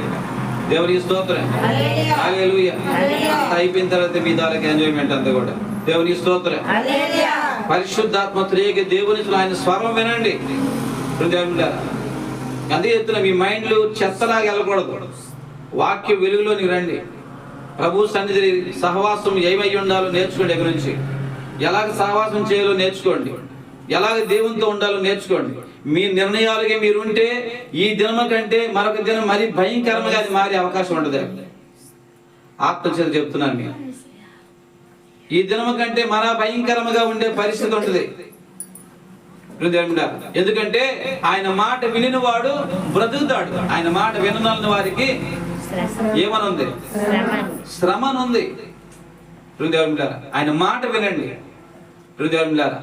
అనేక సంఘాలు రొమ్ము కొట్టుకుని ఏడుస్తూ ఉన్నాయి. అనేక సంఘాలు వేదన పడుతూ ఉన్నాయి. అనేక సంఘాలు ఉపవాసములతో, జాగరములతో ప్రభు పాదాలకు తాకుతున్నాయి. ఆ సంఘాలన్నీ దీమెబడి ఉన్నాయి. దేవునికి స్తోత్రం. హల్లెలూయా. మనం ఆయన మాట వినం కాబట్టి ఏమండి, ఎక్కడ గొంగలు అక్కడన్నట్టుగా మన బతుకులు ఉంటా ఉన్నాయి. ఆలోచిస్తున్నారు ఏమైనా మీరు? ఆయన ఖాళీగా ఉన్నాడు, ఊసు లేదు, పాటు లేదు, పాటు లేదు, కాబట్టి ఆయన అలాగే చెప్తాడు మాకు బోల్డ్ పనులు. ఏమున్నాయి మీకును? ఏమండి, వండుకొని తినడమే కదా, ఇంకేమున్నాయి మీకు పనులు చెప్పండి? ఏమైనా వెళ్తున్నారా? 4 రకాలు కష్టపడుతున్నారా? ఏమండి, 4 బెడ్లు మోస్తున్నారా? 4 భారాలు మోస్తున్నారా? ఏమీ లేదు. 3 పూటలు వండుకొని తినడమే. దేవునికి స్తోత్రం. ఎప్పుడో ఉండదు పని, ఒకవేళ ఉంటే తిన్నది. దేవునికి స్తోత్రం. హల్లెలూయా. ఎప్పుడైనా నేను ఒక పలానా భారం మోయాలి అనేటువంటి తపన, ఆలోచన, మంట ఉన్నదా మనకి? ఏమండి, చాలా భయంకరమే. ఏమండి,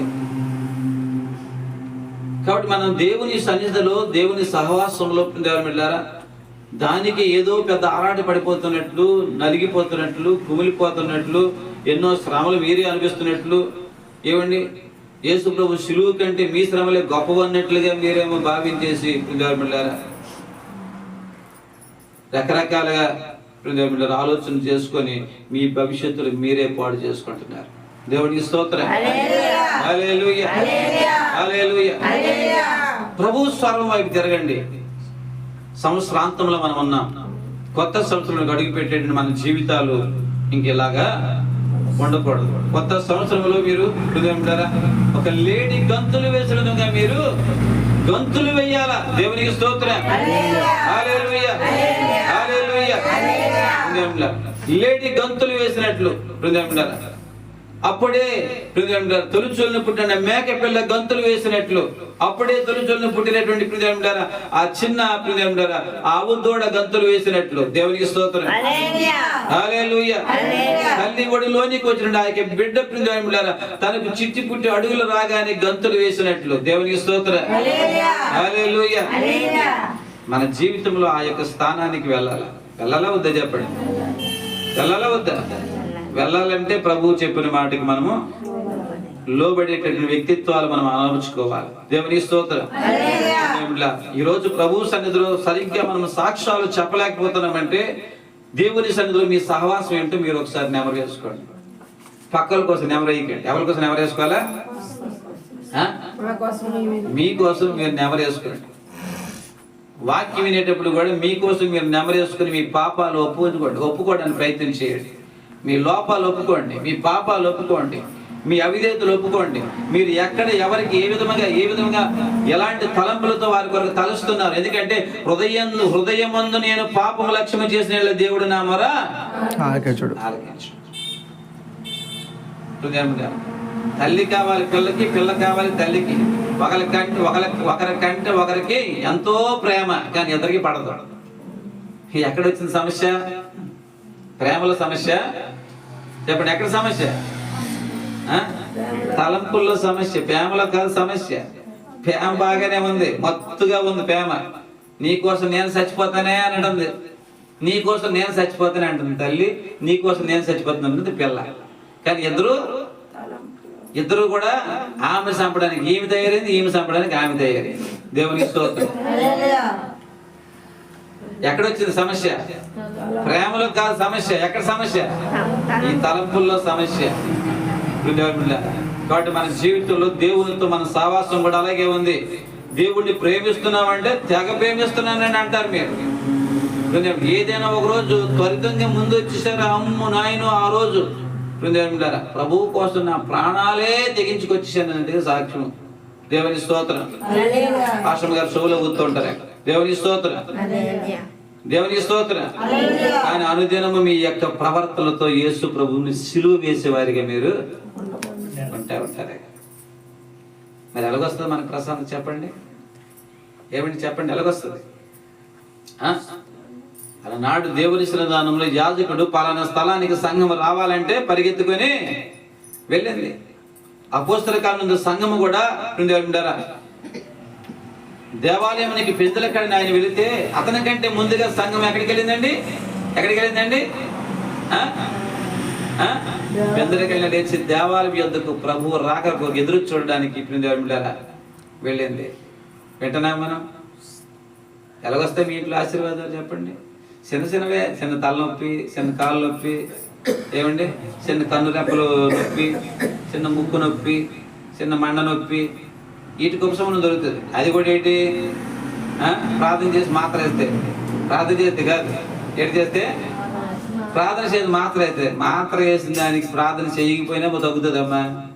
దేవుని స్తోత్రం. మాత్ర వేస్తే మరి ప్రార్థన చెయ్యక్కర్లే. దేవుని స్తోత్రం. మాత్ర వేయకుండా తగ్గాలంటే దేవుడారా మనం దేవుడు చెప్పినట్టుగా వినాలి. దేవుని స్తోత్రం. హల్లెలూయా. కొందరు చెప్పారు కదా, ఏ వైద్యుడి దగ్గరికి వెళ్ళలేదు, ప్రార్థించుకున్నాను, దేవుడు నన్ను స్వస్థపరిచాడు. ఎలాగొస్తే అనుకున్నారు అవి? దేవుడి మాట వింటా ఉన్నప్పుడు.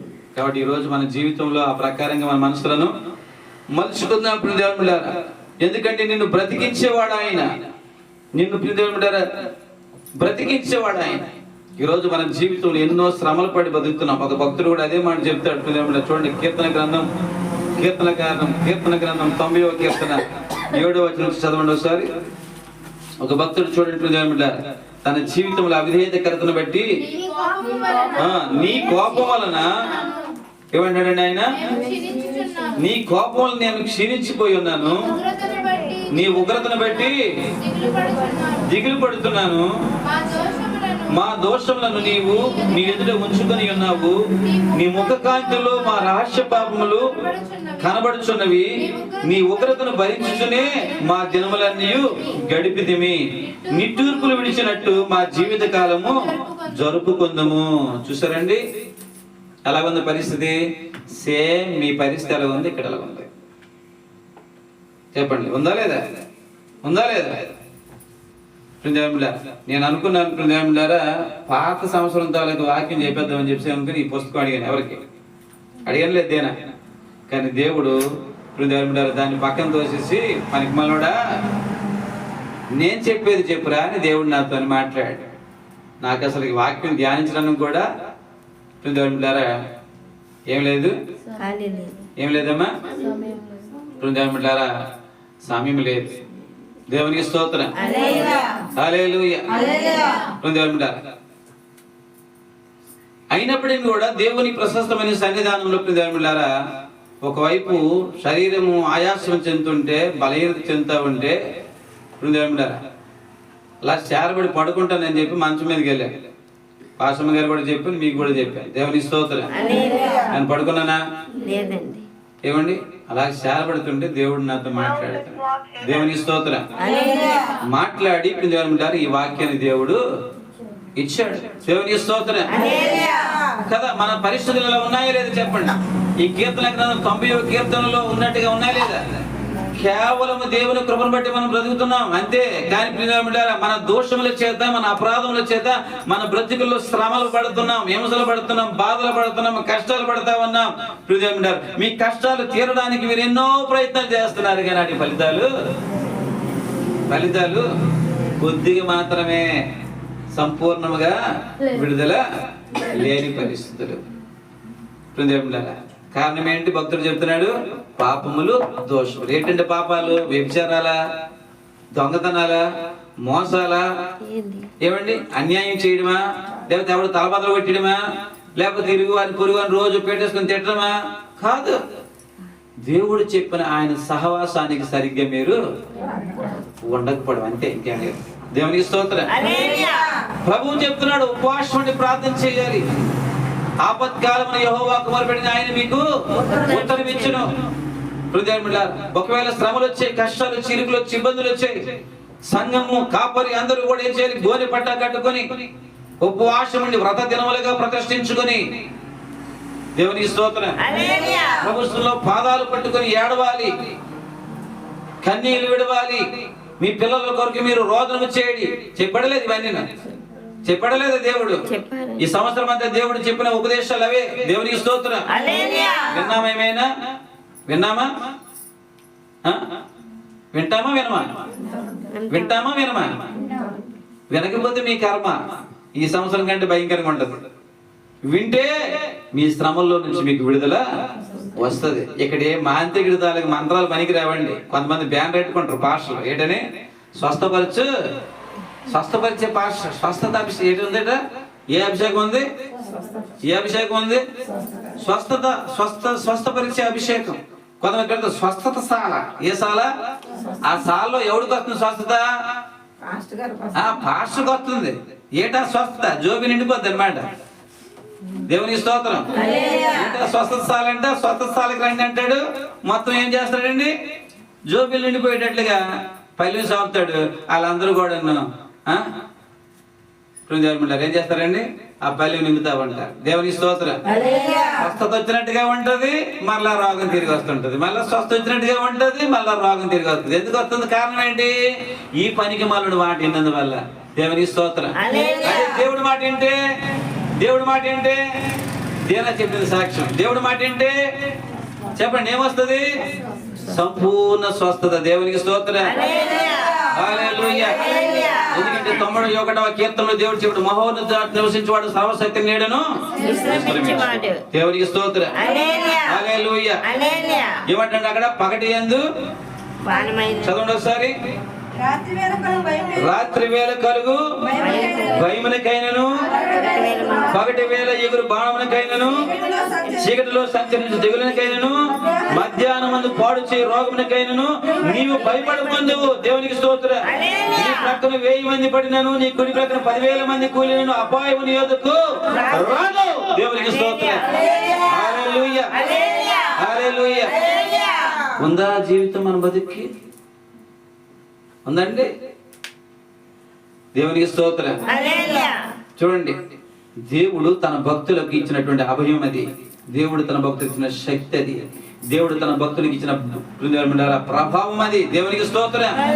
అనుభవించగలుగుతున్నారా? అనుభవించరు. ఎక్కడో నిలవాడలో పాస్టర్ గారు వెళ్ళారు. ఎక్కడికండి?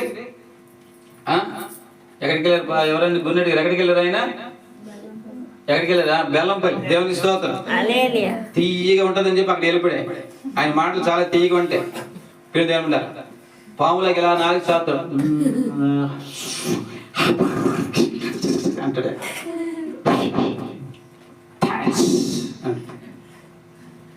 దేవునికి స్తోత్రం. ఆ యాక్టింగ్ చూసేసి మనోడు ప్లాట్ అయిపోయి వెళ్ళిపోయాడు అక్కడికి. 50 రోజులు ఉపవాస ప్రార్థన. దేవునికి స్తోత్రం. అక్కడికి వెళ్ళి వచ్చిన 50 రోజులైనా బతకలేదు, సచ్చాడు. దేవునికి స్తోత్రం. ఎవడైనా పాస్టర్ మళ్ళీ. దేవునికి స్తోత్రం. చూసారా? ఇక టచ్లో టుచ్చులో ఏమన్నదండి. దేవునికి స్తోత్రం. నీవిచ్చే హార్ట్ లో ఉంటది. దేవునికి స్తోత్రం. యేసయ్యకి మీరు సరిగ్గా హృదయం ఇవ్వండి, నన్ను బ్రతికించిన దేవుడు మిమ్మల్ని కూడా దేవుడు బ్రతికిస్తాడు. దేవునికి స్తోత్రం. హల్లెలూయా. హల్లెలూయా.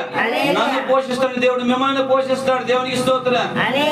నన్ను తల ఎత్తుకుని ఉంచేటటువంటి దేవుడు మిమ్మల్ని తల ఎత్తుకునే వారిగా ఉంచుతాడు ఆయన. దేవునికి స్తోత్రం. హల్లెలూయా. నన్ను చేయి చాచనివ్వకుండా దేవుడు మిమ్మల్ని చేయి చాచనివ్వకుండా ఉంచుతాడు. దేవునికి స్తోత్రం. హల్లెలూయా. నన్ను రోషము ఉంచిన దేవుడు మిమ్మల్ని రోషముగా చేస్తాడు ఆయన. దేవునికి స్తోత్రం. మాట వింటే దేవుని మాట వింటాడు. కాబట్టి ఏదో ప్రియులారా, అనేక సంఘాలు ఈ రోజు ప్రియులారా కొత్త సంవత్సరం వస్తుందో సందడే సందడే అని ఇక్కడ అందుకే అలాంటివి జరగదు. దేవునికి స్తోత్రం. హల్లెలూయా. తెలిపోతుందో డబ్బు కొట్టండు డుంకుడు డుంకుడు డుంకుడు ఉండదు ఇక్కడ. దేవునికి స్తోత్రం. హల్లెలూయా. సంవత్సరం కొత్తది. నీకు ఏం కావాలమ్మా? నీ బతుకు ఏమైంది అది ముందు చూడండి. దేవునికి స్తోత్రం. నీ బతుకుల్లో కొత్తదనం వస్తే ఆ రోజు నీ కొత్త సంవత్సరం. దేవునికి స్తోత్రం. హల్లెలూయా.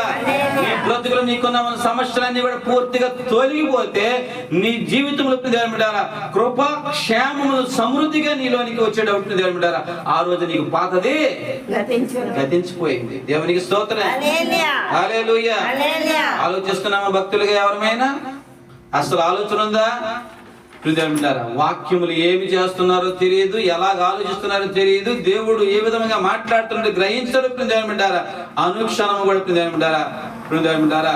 దేవుడు ఉద్దేశాలు అసలుకి నేర్చుకోవడానికి ఇష్టపడరు. ఎవడో పనికి మనలో 2 దినాల దొంగ బోధకులు ఎక్కువైపోయినందువల్ల, మోస బోధకులు ఎక్కువైపోయినందువల్ల, అన్యాయముగా అక్రమంగా మనుషులను గాలిడి చేసి సంపాదించుకునే సంపాదికులు ఎక్కువైపోయినందువల్ల ఆ మాయలలో ప్రజలు పడిపోతా ఉన్నారు. దేవునికి స్తోత్రం. ఈ వాక్యం చెబితే గుణపం పొడి పొడి చేస్తాను అయ్యగారి దగ్గరికి వెళ్ళకూడదు, ఏం చేయకూడదు, గుణపం పొడి పొడి చేస్తాను వెళ్ళకూడదు అయ్యగారి దగ్గరికి. దేవునికి స్తోత్రం. హల్లెలూయా. అలా కాకుండా సాక్ష్యం చెప్పేటప్పుడు నేను కూడా ఈ పక్కన కూర్చుని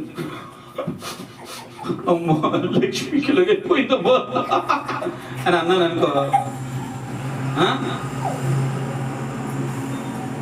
మా అయ్యగారు నా కొరకు ఎంత ఏడుస్తారో. దేవునికి స్తోత్రం. మోసాల్లో పడిపోయి ఇప్పుడు పతనం అయిపోతున్నాయి బ్రతుకులు అందరివి కూడా. చాలా మంది ఇప్పుడు ఈ గారడి గాలు నమ్మి విశ్వాసులు మోసపోయి భయంకరమైన హింసలు పడుతున్నారు. నా కళ్ళారా నేను చూస్తున్నాను చాలా సంఘాల్లో. దేవునికి స్తోత్రం. హల్లెలూయా. తీపి మాట్లాడి మొత్తం ఒలిసేస్తారు. ఏం చేస్తారండి, ఏం చేస్తారండి? ఈరోజు అయ్యగారు భోజనాలు పెడతారంటే ఎవరు ముందుకు రారు. ఎందుకు? గుణపంతో పడతారు కాబట్టి. దేవుని స్తోత్రం. అదే కానీ సోపేసాం అనుకోండి ఇంట్లోనూ కూడా దొంగతనం తీసుకెళ్ళి అమ్మేసి మరి తెచ్చేటది అయ్యమ్మ. దేవుని స్తోత్రం. హల్లెలూయా. ఇంట్లోని సామాన్లు దొంగతనంగా భర్తకి తెలియకుండా, భార్య తెలియకుండా, అన్నదమ్ములు తెలియకుండా, అక్కచెల్లెలు తెలియకుండా తీసుకెళ్ళి అమ్మేసి మరి కూడా తీసుకొచ్చి ఏం చేస్తారండి?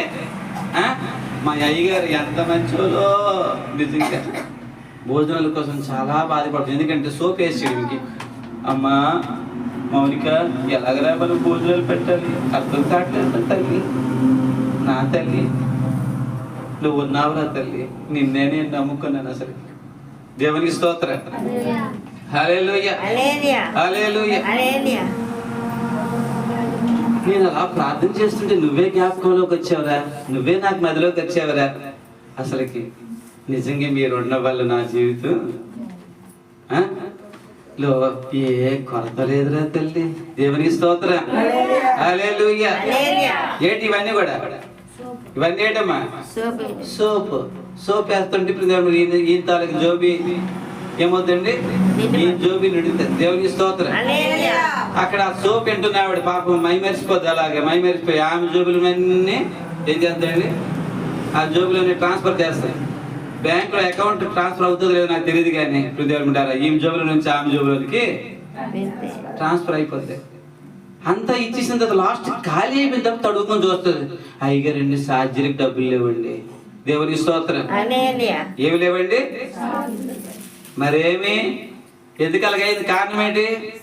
ఈ సోపుగాలు ఎక్కువ సమాజంలో ఉన్నారు కాబట్టి. అందుకే ఆ సోపుగాలు మాటలు వెనకండి. మీరు ఎవరి మాటనండి? ఎవరి మాట? అందుకు చెప్తున్నాను నా మాటని మీకు సోపుగా ఉంటే వినొద్దు. దేవునికి స్తోత్రం. హల్లెలూయా. కానీ యేసయ్య మాట వినండి. ఆయన మీ కొరకు చింతిస్తున్నాడు. ఆయన మీ చింత యావత్తును కూడా తీసివేసి శాంతి సంతోష సమాధానం నీ గుమ్మములనికి ఆయన పంపిస్తాడు. దేవునికి స్తోత్రం. అందుకే ఎప్పుడైనా మేము ఎవరి మాట వినమంటున్నాం చెప్పండి? యేసయ్య మాట వినండి అంతే. దేవునికి స్తోత్రం. హల్లెలూయా. హల్లెలూయా. యేసయ్య మాట వినండి. ఆ మాట ఉన్నదో లేదో లేఖనాలు మీరు పరిశీలించండి. కథల కాదు మీరు పరిశీలించవలసింది. ఒకటి చెప్పాడు, మనిషిని ఎలా తయారు చేశాడని చెప్తే దానికోసం పెద్ద మార్గం చెప్పాడు. లేదు, బైబిల్లో లేదు, అందులో బైబిల్లో లేదు. దేవునికి స్తోత్రం. ఎక్కడెక్కడో ఆ హిందూ గ్రంథాలు, ఆ గ్రంథాలు, ఈ గ్రంథాలు అన్ని కలిసి మొత్తం మొక్కలన్నీ కూడా తీసుకొచ్చి అంటించేసి ఏమనంటే నెదర్ని ఎక్కడి నుంచి చేశాడట? చంద్రమండలంకి వెళ్ళి మట్టి తెచ్చాడట. దేవునికి స్తోత్రం. ఎక్కడ తెచ్చాడటండి? చంద్రమండలంలోకి వెళ్ళి మట్టి తెచ్చాడట. ఆ మట్టి ఎందులో పెట్టినా సందగ్రహణం వచ్చిన వల్ల ఇవి పిచ్చోళ్ళగా అవుతుండట. దేవునికి స్తోత్రం. మరి ఆడి పిచ్చోడి మిగతా వాళ్ళు కూడా పిచ్చోళ్ళు అవ్వాలి కదా. ఈ పిచ్చోడు చెప్పిన ప్రసంగం అది. కాబట్టి ఇది గొప్ప మార్గం. కాబట్టి సపట్లో దిక్కు దిక్కు దిక్కు దిక్కు దిక్కు దిక్కు దిక్కు దిక్కు. దేవునికి స్తోత్రం. హల్లెలూయా. గొప్ప మర్మాలు చెప్తారు మా అయ్యగారు. దేవునికి స్తోత్రం. పనికి మర్మాలు ఇవన్నీ. దేవునికి స్తోత్రం. పనికి వచ్చే మర్మం ఏమో తెలుసా? నీ దేవుడు నీకు ఏమై ఉండమంటున్నాడు, ఆయన ఏ ప్రకారంగా నిన్ను నడవమంటున్నాడు, ఏ రీతిగా నిన్ను జీవించమంటున్నాడు, ఎలాగ జీవిస్తే ప్రభువుతో నీ జీవితంలో గొప్ప కార్యాలు చేస్తాడు. ఆలోచిస్తున్నారు ఏనాడైనా? ఆలోచించండి. మీ లైఫ్ స్టైల్లో గొప్ప ఉన్నతమైనటువంటి పవర్ లో మీరు బ్రతుకుతారు. దేవునికి స్తోత్రం. ఏమున్నా ఏమి లేకున్నా దేవునికి స్తోత్రం. హల్లెలూయా హల్లెలూయా. ఉన్నా లేకున్నా అన్ని ఉన్న వారి కంటే ఎక్కువగా మీరు బ్రతుకుతారు. దేవునికి స్తోత్రం. పెద్ద పెద్ద సంఘాలు నేటి దినాల్లో సంఘ విశ్వాసులకి పెద్ద పెద్ద సంఘాలండి, 500 మంది 600 మంది 1000 మంది సంఘాలు ఉన్న వాళ్ళు ఈ రోజు అమ్మ భోజనాలు పెట్టాలి, ఏడ్ చెయ్యాలి అని అడుగుతారు. దేవునికి స్తోత్రం. హల్లెలూయా హల్లెలూయా. ఏం చెయ్యాలి? దేవునికి స్తోత్రం. మనిషికి ఎంత వేసుకుంటే బాగుంటది చెప్పండి పెద్దలు? దేవుని స్తోత్రం. హల్లెలూయా. 1000 వేద్దామా, 200 వేద్దామా, 10,000 వేద్దామా, 5,000 వేద్దామా? ఉద్యోగస్తులందరూ 10,000 ఇవ్వండి, పేదలందరూ కూడా 5,000 ఇవ్వండి. దేవునికి స్తోత్రం. హల్లెలూయా. ఇక్కడ అడుగుతామా?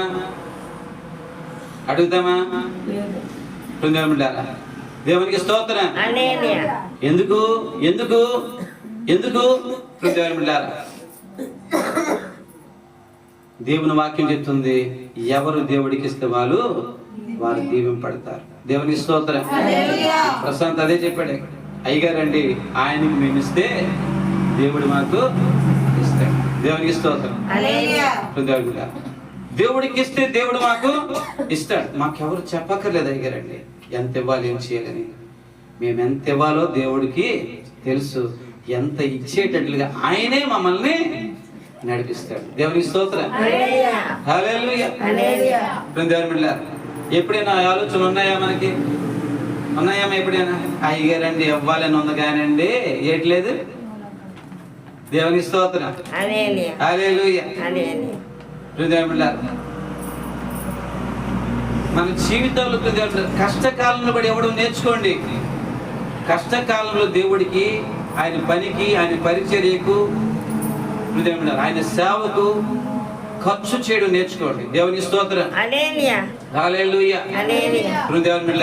ఖర్చు చేయడం నేర్చుకోండి. అప్పుడు దేవుడు మీకు దానికి తగిన ప్రతిఫలము ఇస్తాడు. ఇయుడి మీకు ఇయ్యబడిన. అడుక్కోండి నేను ఇస్తాను అనేటువంటి ఆ వాక్యం అంటే బుర్రలో పెట్టుకోండి. ఏంటండి? అడుక్కోండి ఇస్తాను, అడుక్కోండి ఇస్తాను, అడుక్కోండి ఇస్తాను. అమ్మా బాబా, ఈ వాక్యం ఒకటే కాదు, బుర్రలో ఉండవలసింది. ఏముండాలి మీకు? ఇయుడి మీకు ఇయ్యబడిన. దేవునికి స్తోత్రం. వెతుకుడి మీకు దొరుకును, తట్టుడి మీకు తీయబడిన. ఎప్పుడైనా స్వతంత్రంగా ఇదిగో అని ఆలోచనలు ఏదైనా చేస్తున్నామా మనం? ఏమండి చూడండి, భక్తుడు సన్నిధిలో అందుకే ఏమంటారా, ప్రభు అయిన యేసుక్రీస్తు ఈ మాట చెప్తాడు తన గ్రంథంలో, తన భక్తుడి ద్వారా. ఒకసారి చూద్దాం. కీర్తన గ్రంథము 116వ కీర్తన 12-14 చదివి మనం ముగించుకుందాం. కీర్తన గ్రంథం 116 12వ వచనం నుంచి, యెహోవా నాకు చేసిన ఉపకారములన్నిటికీ నేను ఆయనకి ఏమి చెల్లించగలను? రక్షణ పాత్రను చేత పట్టుకుని యెహోవా నామమున ప్రార్థన చేసేదను. యెహోవాకు నా మొక్కుబడులు చెల్లించదను. ఆయన ప్రజలందరి ఎదుటనే చెల్లించదను. దేవునికి స్తోత్రం. హల్లెలూయా. ఎవరు చెప్పారా ఆయనకి ఆ ప్రసంగం? ఎవరు చెప్పారా? ఆయనకి ఆయనే తన మనసులో చూసారా ఎలాంటి నిర్ణయం తీసుకున్నాడు? అమ్మా ఎలాంటి నిర్ణయం తీసుకున్నాడు? వచ్చాయి ఏమైనా ఆలోచనలు మీకు వచ్చాయా? క్రిస్మస్ కి ఏం చేద్దాం, జనవరి 1st కి ఏం చేద్దాం, బయట సువార్తకి ఏం చేద్దాం? ఏమండి ఇళ్ళలో కూటాలు పెట్టి దేవుని లోకానికి యేసుక్రీస్తుని గురించి ఎలాగ ప్రకటిద్దాం? ఏమైనా ఆలోచనలు ఉన్నాయా? అయ్యగారండి అన్నీ ఉన్నాయి కానండి ఏట్లేవండి. అదే మరి ఎవడో చచ్చాడు వెళ్ళాలా? ఉన్నాయా లేదా డబ్బులు? ఎవడో పుట్టినరోజు అయింది, ఉన్నాయా లేదా? పుట్టినరోజుకి వెళ్ళావమ్మా, ఉన్నాయా లేదా? అది ఎవరితో పాట పాడిందాట, తినడానికి వెళ్ళావు, డబ్బులోనే లేదా? అలా అమ్మ ఎక్కడికో తిరగడానికి పిలిచిందట, ఉన్నాయా లేదా? ఏమండి దేవునికి స్తోత్రం. హల్లెలూయా. ఏమండి ఎంత దూరమైనా దేనికైనా ఖర్చు పెట్టడానికి అయితే డబ్బులు ఉన్నాయి, కానీ యేసయ్య పని కొరకు, యేసయ్య సన్నిధి కొరకు, యేసయ్య సహవాసం కొరకు, యేసుతో గడపడానికి కొరకు నీకేమి లేదమ్మా? సమయము లేదు, డబ్బులు లేవు, మళ్ళీ ఆలోచన చూస్తే పుట్టుడు ఆలోచనలు ఉన్నాయండి ప్రభు కోసం నాకు. దేవుని స్తోత్రం. హల్లెలూయా హల్లెలూయా. ఎప్పుడైనా దేవుని సన్నిధానంలో ప్రతి ఒక్కరూ కూడా ఈ విషయాలు గమనిస్తున్నారా? గమనించండి. మీ జీవితంలో క్రొత్త సంవత్సరం రావడం కాదండి, క్రొత్త దినములు మీకు, క్రొత్త భవిష్యత్తులు మీకు రావాలా. దేవునికి స్తోత్రం. హల్లెలూయా. మీ జీవితం ఇంతకు మునుపు చూసిన వారు అయ్యో అనేవారు పర్వాలేదురా అని అనాలా. దేవునికి స్తోత్రం. హల్లెలూయా హల్లెలూయా. మునుపు ఎందుకే ఆ దేవుడిని నమ్ముకున్నావు? పనికి మనదానా నీకు చెప్పాను అప్పుడేనే.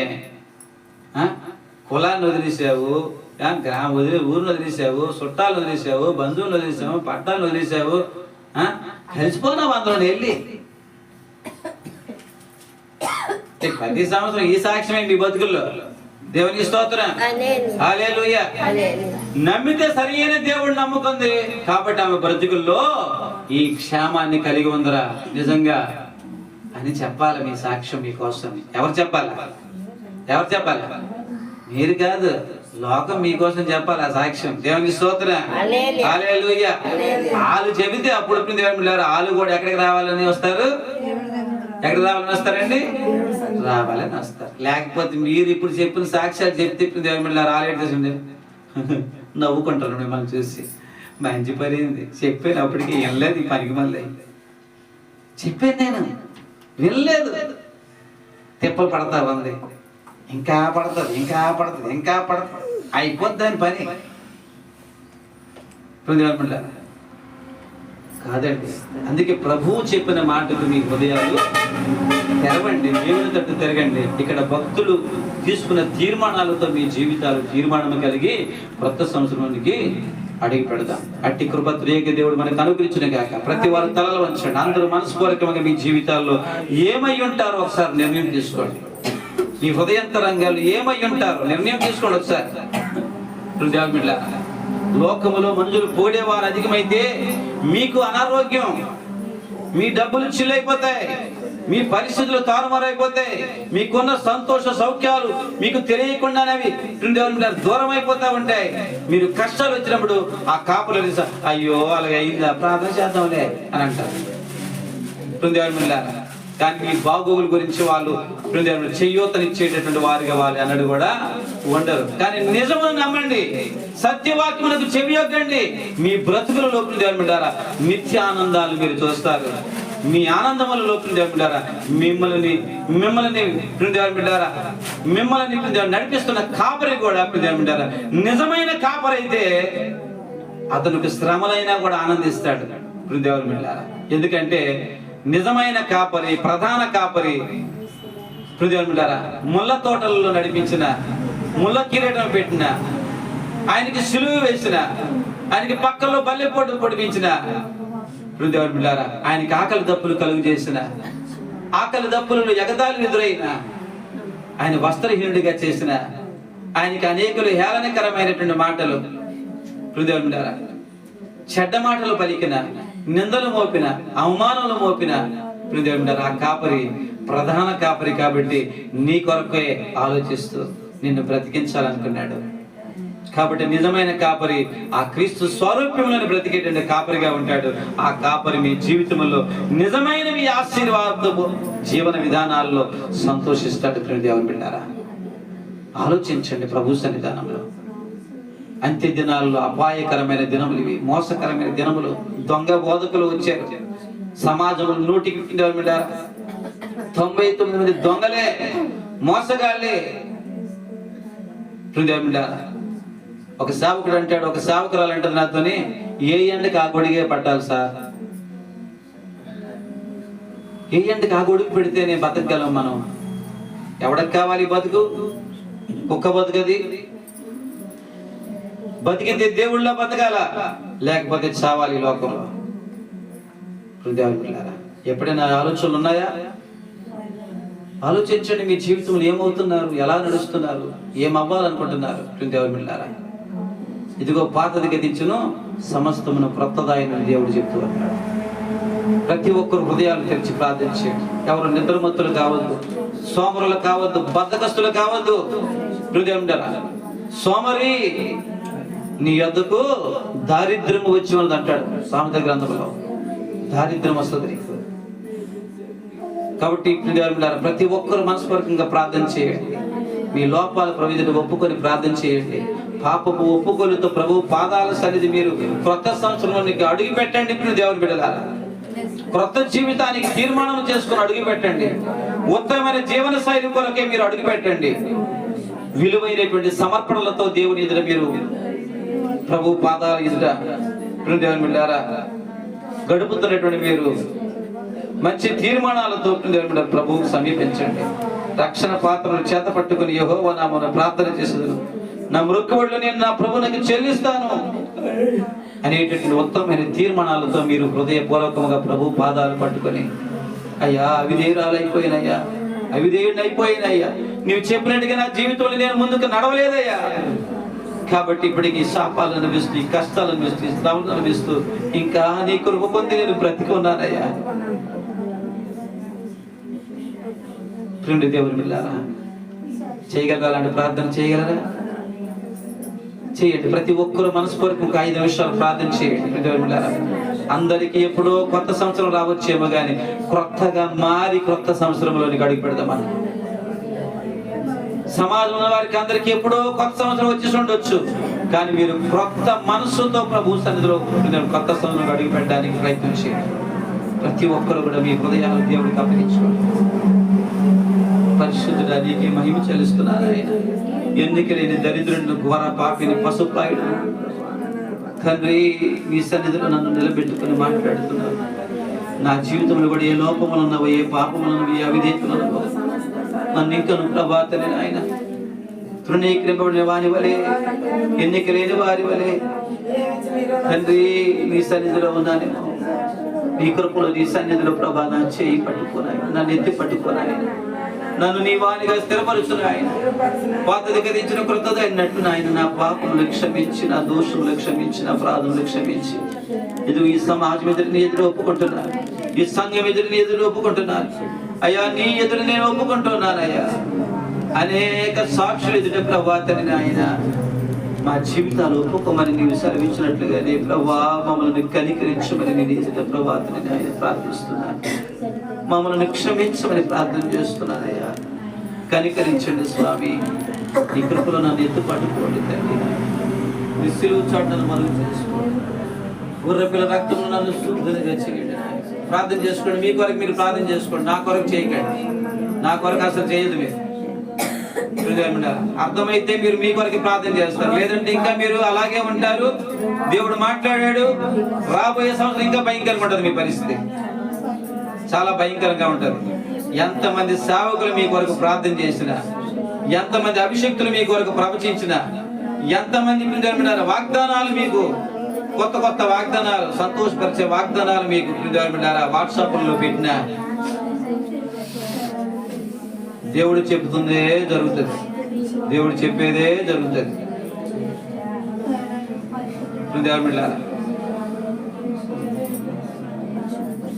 కాబట్టి మీ పాపాలు ఒప్పుకుంటారో లేకపోతే మీ శాపాలు ఇంకా అధికం చేసుకుంటారో మీ ఇష్టం. ఒప్పుకొని విడిచిపెట్టి కొత్తగా తీర్మానాలు చేసుకొని ప్రభుత్వం బ్రతుకుతారో, లేకపోతే మీరు పాత జీవితాలుగానే ఉండి మీ కష్టాలు అధికం చేసుకుంటారు. అది మీ ఇష్టం.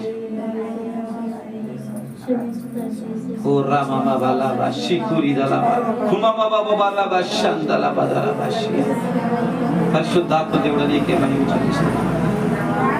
తండ్రి నాయన, నీ కృప చేత నన్ను ఎత్తుపట్టుకోండి, కనికరించి క్షమించు.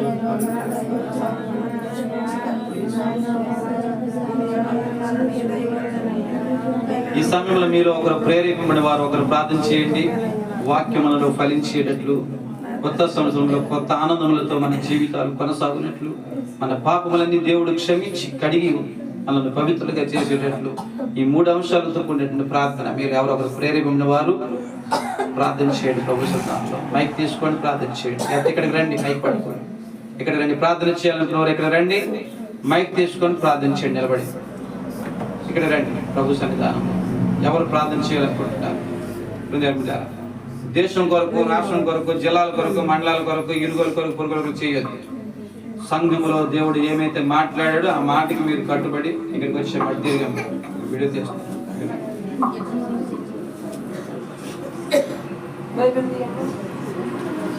ప్రభు సన్నిధానంలో ప్రార్థన చేద్దాం. పాపములు ఒప్పుకొని పశ్చాత్తాపమే దేవా మమ్మల్ని స్తోత్రమయ్యా, స్తోత్రమయ్యా, స్తోత్రం నాయన. వందనాలు తండ్రి. మహాపరిశుద్ధుడు, ప్రేమ నమ్మకం తండ్రి, గొప్ప దేవుడు, పరమ వైద్యుడా నా తండ్రి, నీతిమంతుడా నా తండ్రి, ఆశ్చర్యమైన కార్యాలు, అద్భుతమైన కార్యాలు, రక్తం కాచి ప్రాణం పెట్టి సిలువలో ఆకరబట్టి మా కోసం నాయన నా తండ్రి ఈ 2024 అంత కాసి కాపాడి ఈ 2025లో అడుగు పెట్టించో మీకు వందనాలు, మీకు స్తోత్రం అయ్యా. మీకోసం బతకాలయ్యా, నిన్ను స్తుతించాలయ్యా, నిన్ను ఆరాధించాలయ్యా నాయన నా తండ్రి. నీకోసమే బతకాలి ప్రభు. ఎన్ని పనులున్నా ఈ అర్థం ప్రభు నీ పని చేస్తూ మా పని చేస్తున్నవయ్యా యేసు. ఆవునిచ్చి ఆరోగ్యాన్ని ఇచ్చి ఎండినెముకలు సిగిరింపు చేసి సిరిగినెముకలు అతికింపు చేసిన వాడా నీకు వందనాలు, స్తోత్రాలయ్యా నాయన నా తండ్రి. నాయన గొప్ప దేవుడా, నిన్ను శుద్ధించి నిన్ను ఆరాధించి నిన్ను గణపరిచి నాయన నా తండ్రి నాయన నీ పని చేస్తూ మా పని చేస్తున్నవయ్యా యేసు. నాయన వాకు మా అందరు వినగలిగిన చెవులు, గ్రహించగలిగిన హృదయం మా అందరికీ దయచేయమని దేవానికి పాదాలు పట్టుకొని ఏడుకొని బతిమాలుకుంటాం ప్రభు. నాయనని శుద్ధించి ఆరాధించి గణపరచాలయ్యా దేవా. నా ప్రార్థన పాసాన్ని చేర్చుకోమని యేసునామములో అడుగుతాం తండ్రి. నీవు చేసిన మేలకు, నీవు చూపిన కృపలకు, నీవు చేసిన మేలకు, నీవు చూపిన కృపలకు వందనం యేసయ్యా, వందనం యేసయ్యా, వందనం యేసయ్యా, యేసయ్యా, వందనం యేసయ్యా, యేసయ్యా, వందనం యేసయ్యా, వందనం యేసయ్యా, వందనం యేసయ్యా, వందనం యేసయ్యా. ఏ పాటి వాడనని లేదు, నన్నెంతగానో ప్రేమించావు, అంచెలంచెలుగా హెచ్చించి నన్నెంతగానో దీవించావు. వందనం యేసయ్యా, యేసయ్యా, వందనం యేసయ్యా, వందనం యేసయ్యా, యేసయ్యా, వందనం యేసయ్యా, వందనం యేసయ్యా, వందనం యేసయ్యా. హల్లెలూయా, హల్లెలూయా. దేవుడు నన్ను కొత్త స్థలంలో అడుగు పెట్టినందుకు కృతజ్ఞతాపూర్వకంగా చప్పట్లతో దేవుని నామమున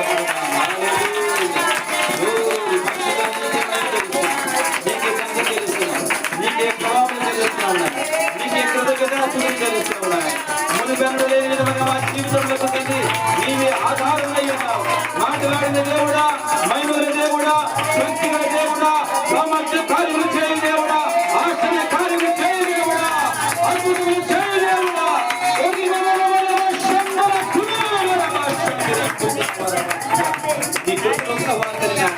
మమ్మల్ని అందరినీ సజీవులుగా ఉంచిన దేవుడు, మమ్మల్ని కాపాడిన దేవుడా, మా పాపములు మా శోధనలను పాలించిన దేవుడు, మమ్మల్ని క్షమించిన దేవుడా, నీ కృపలో నూతనమైన ఆశీర్వాదాలు మమ్మల్ని నింపుతున్న దేవుడా, నీ కృపలో తని నాయన కనివిని ఎరుగని సంగతులతో మమ్మల్ని తృప్తిపరచు దేవుడా.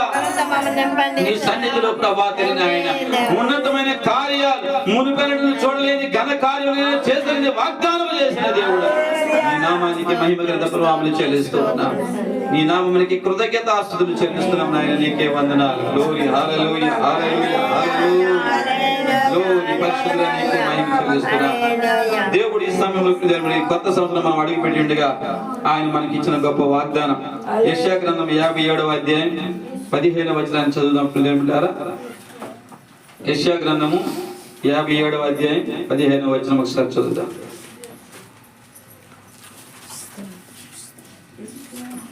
యెషయా గ్రంథము 57వ అధ్యాయము 15వ వచనం.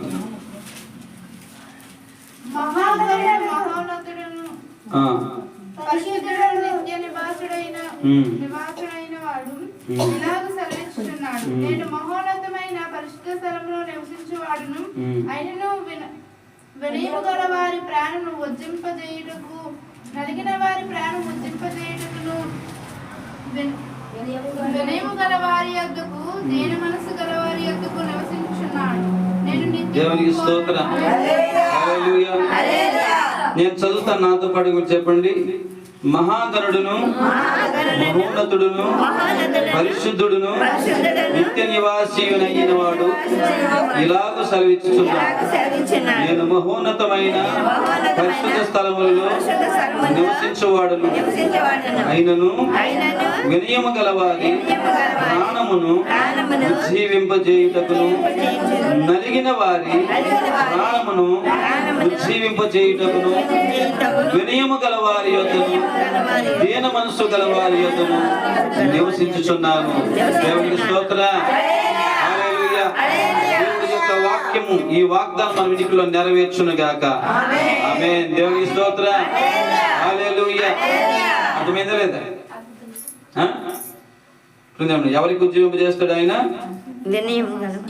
వినయము గల వారి ప్రాణమును నలిగిన వారి ప్రాణమును వినయము గల వారి యొద్దను దీన మనసు గల వారి యొద్దను నివసించువాడిగా ఉంటాడు. అలాగే వారికి ఉజ్జీవింపజేసే ఉజ్జీవకర్తగా ఉంటాడు. ఉండాలంటే మీరు అక్కడ ఏవై ఉండాలో అక్కడే నిబంధన ఉంది. ఏమనుంది చెప్పండి? మీరు ఉజ్జీవింపబడాలి, మీతో దేవుడు ఉండాలి. చూడండి, ఉజ్జీవింపబడాలా, దేవుడు మనతో ఉండాలి. దేవుడు చేసిన వాగ్దానం. దేవునికి స్తోత్రం. ఉంటానన్నాడు, ఉజ్జీవింపజేస్తున్నాడు. అయితే మనకి అక్కడ నిబంధన ఉంది. ఏముంది అక్కడ? వినయము గల వారిగా ఉండాలి, నలిగిన వారిగా ఉండాలి. దేవునికి స్తోత్రం. హల్లెలూయా. దీన మనస్సు గల వారిగా ఉండాలి. ఈ మూడు మీరు కలిగి ఉంటే తప్పకుండా ఈ నూతన సంవత్సరంలో గొప్ప కార్యాలు మీరు చూస్తారు. దేవునికి స్తోత్రం. చూస్తామన్న దేవునికి స్తోత్రం చెప్పండి. ఆ వాగ్దానం నా పట్ల నెరవేర్దని వారు గట్టిగా రెండు చేతుల పైకి hallelujah, hallelujah, hallelujah, hallelujah. Wish you happy new year. Okay, ఇప్పుడు చెప్పుకోండి అందరూ కూడా. Happy new year.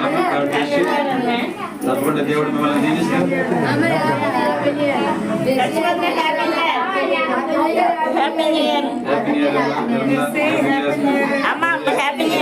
Prashanth happy year. Happy year. Lakshmi happy year. Happy year. అలా హ్యాపీ ఇయర్. తర్వాత హ్యాపీ ఇయర్ అమ్మా. Happy year.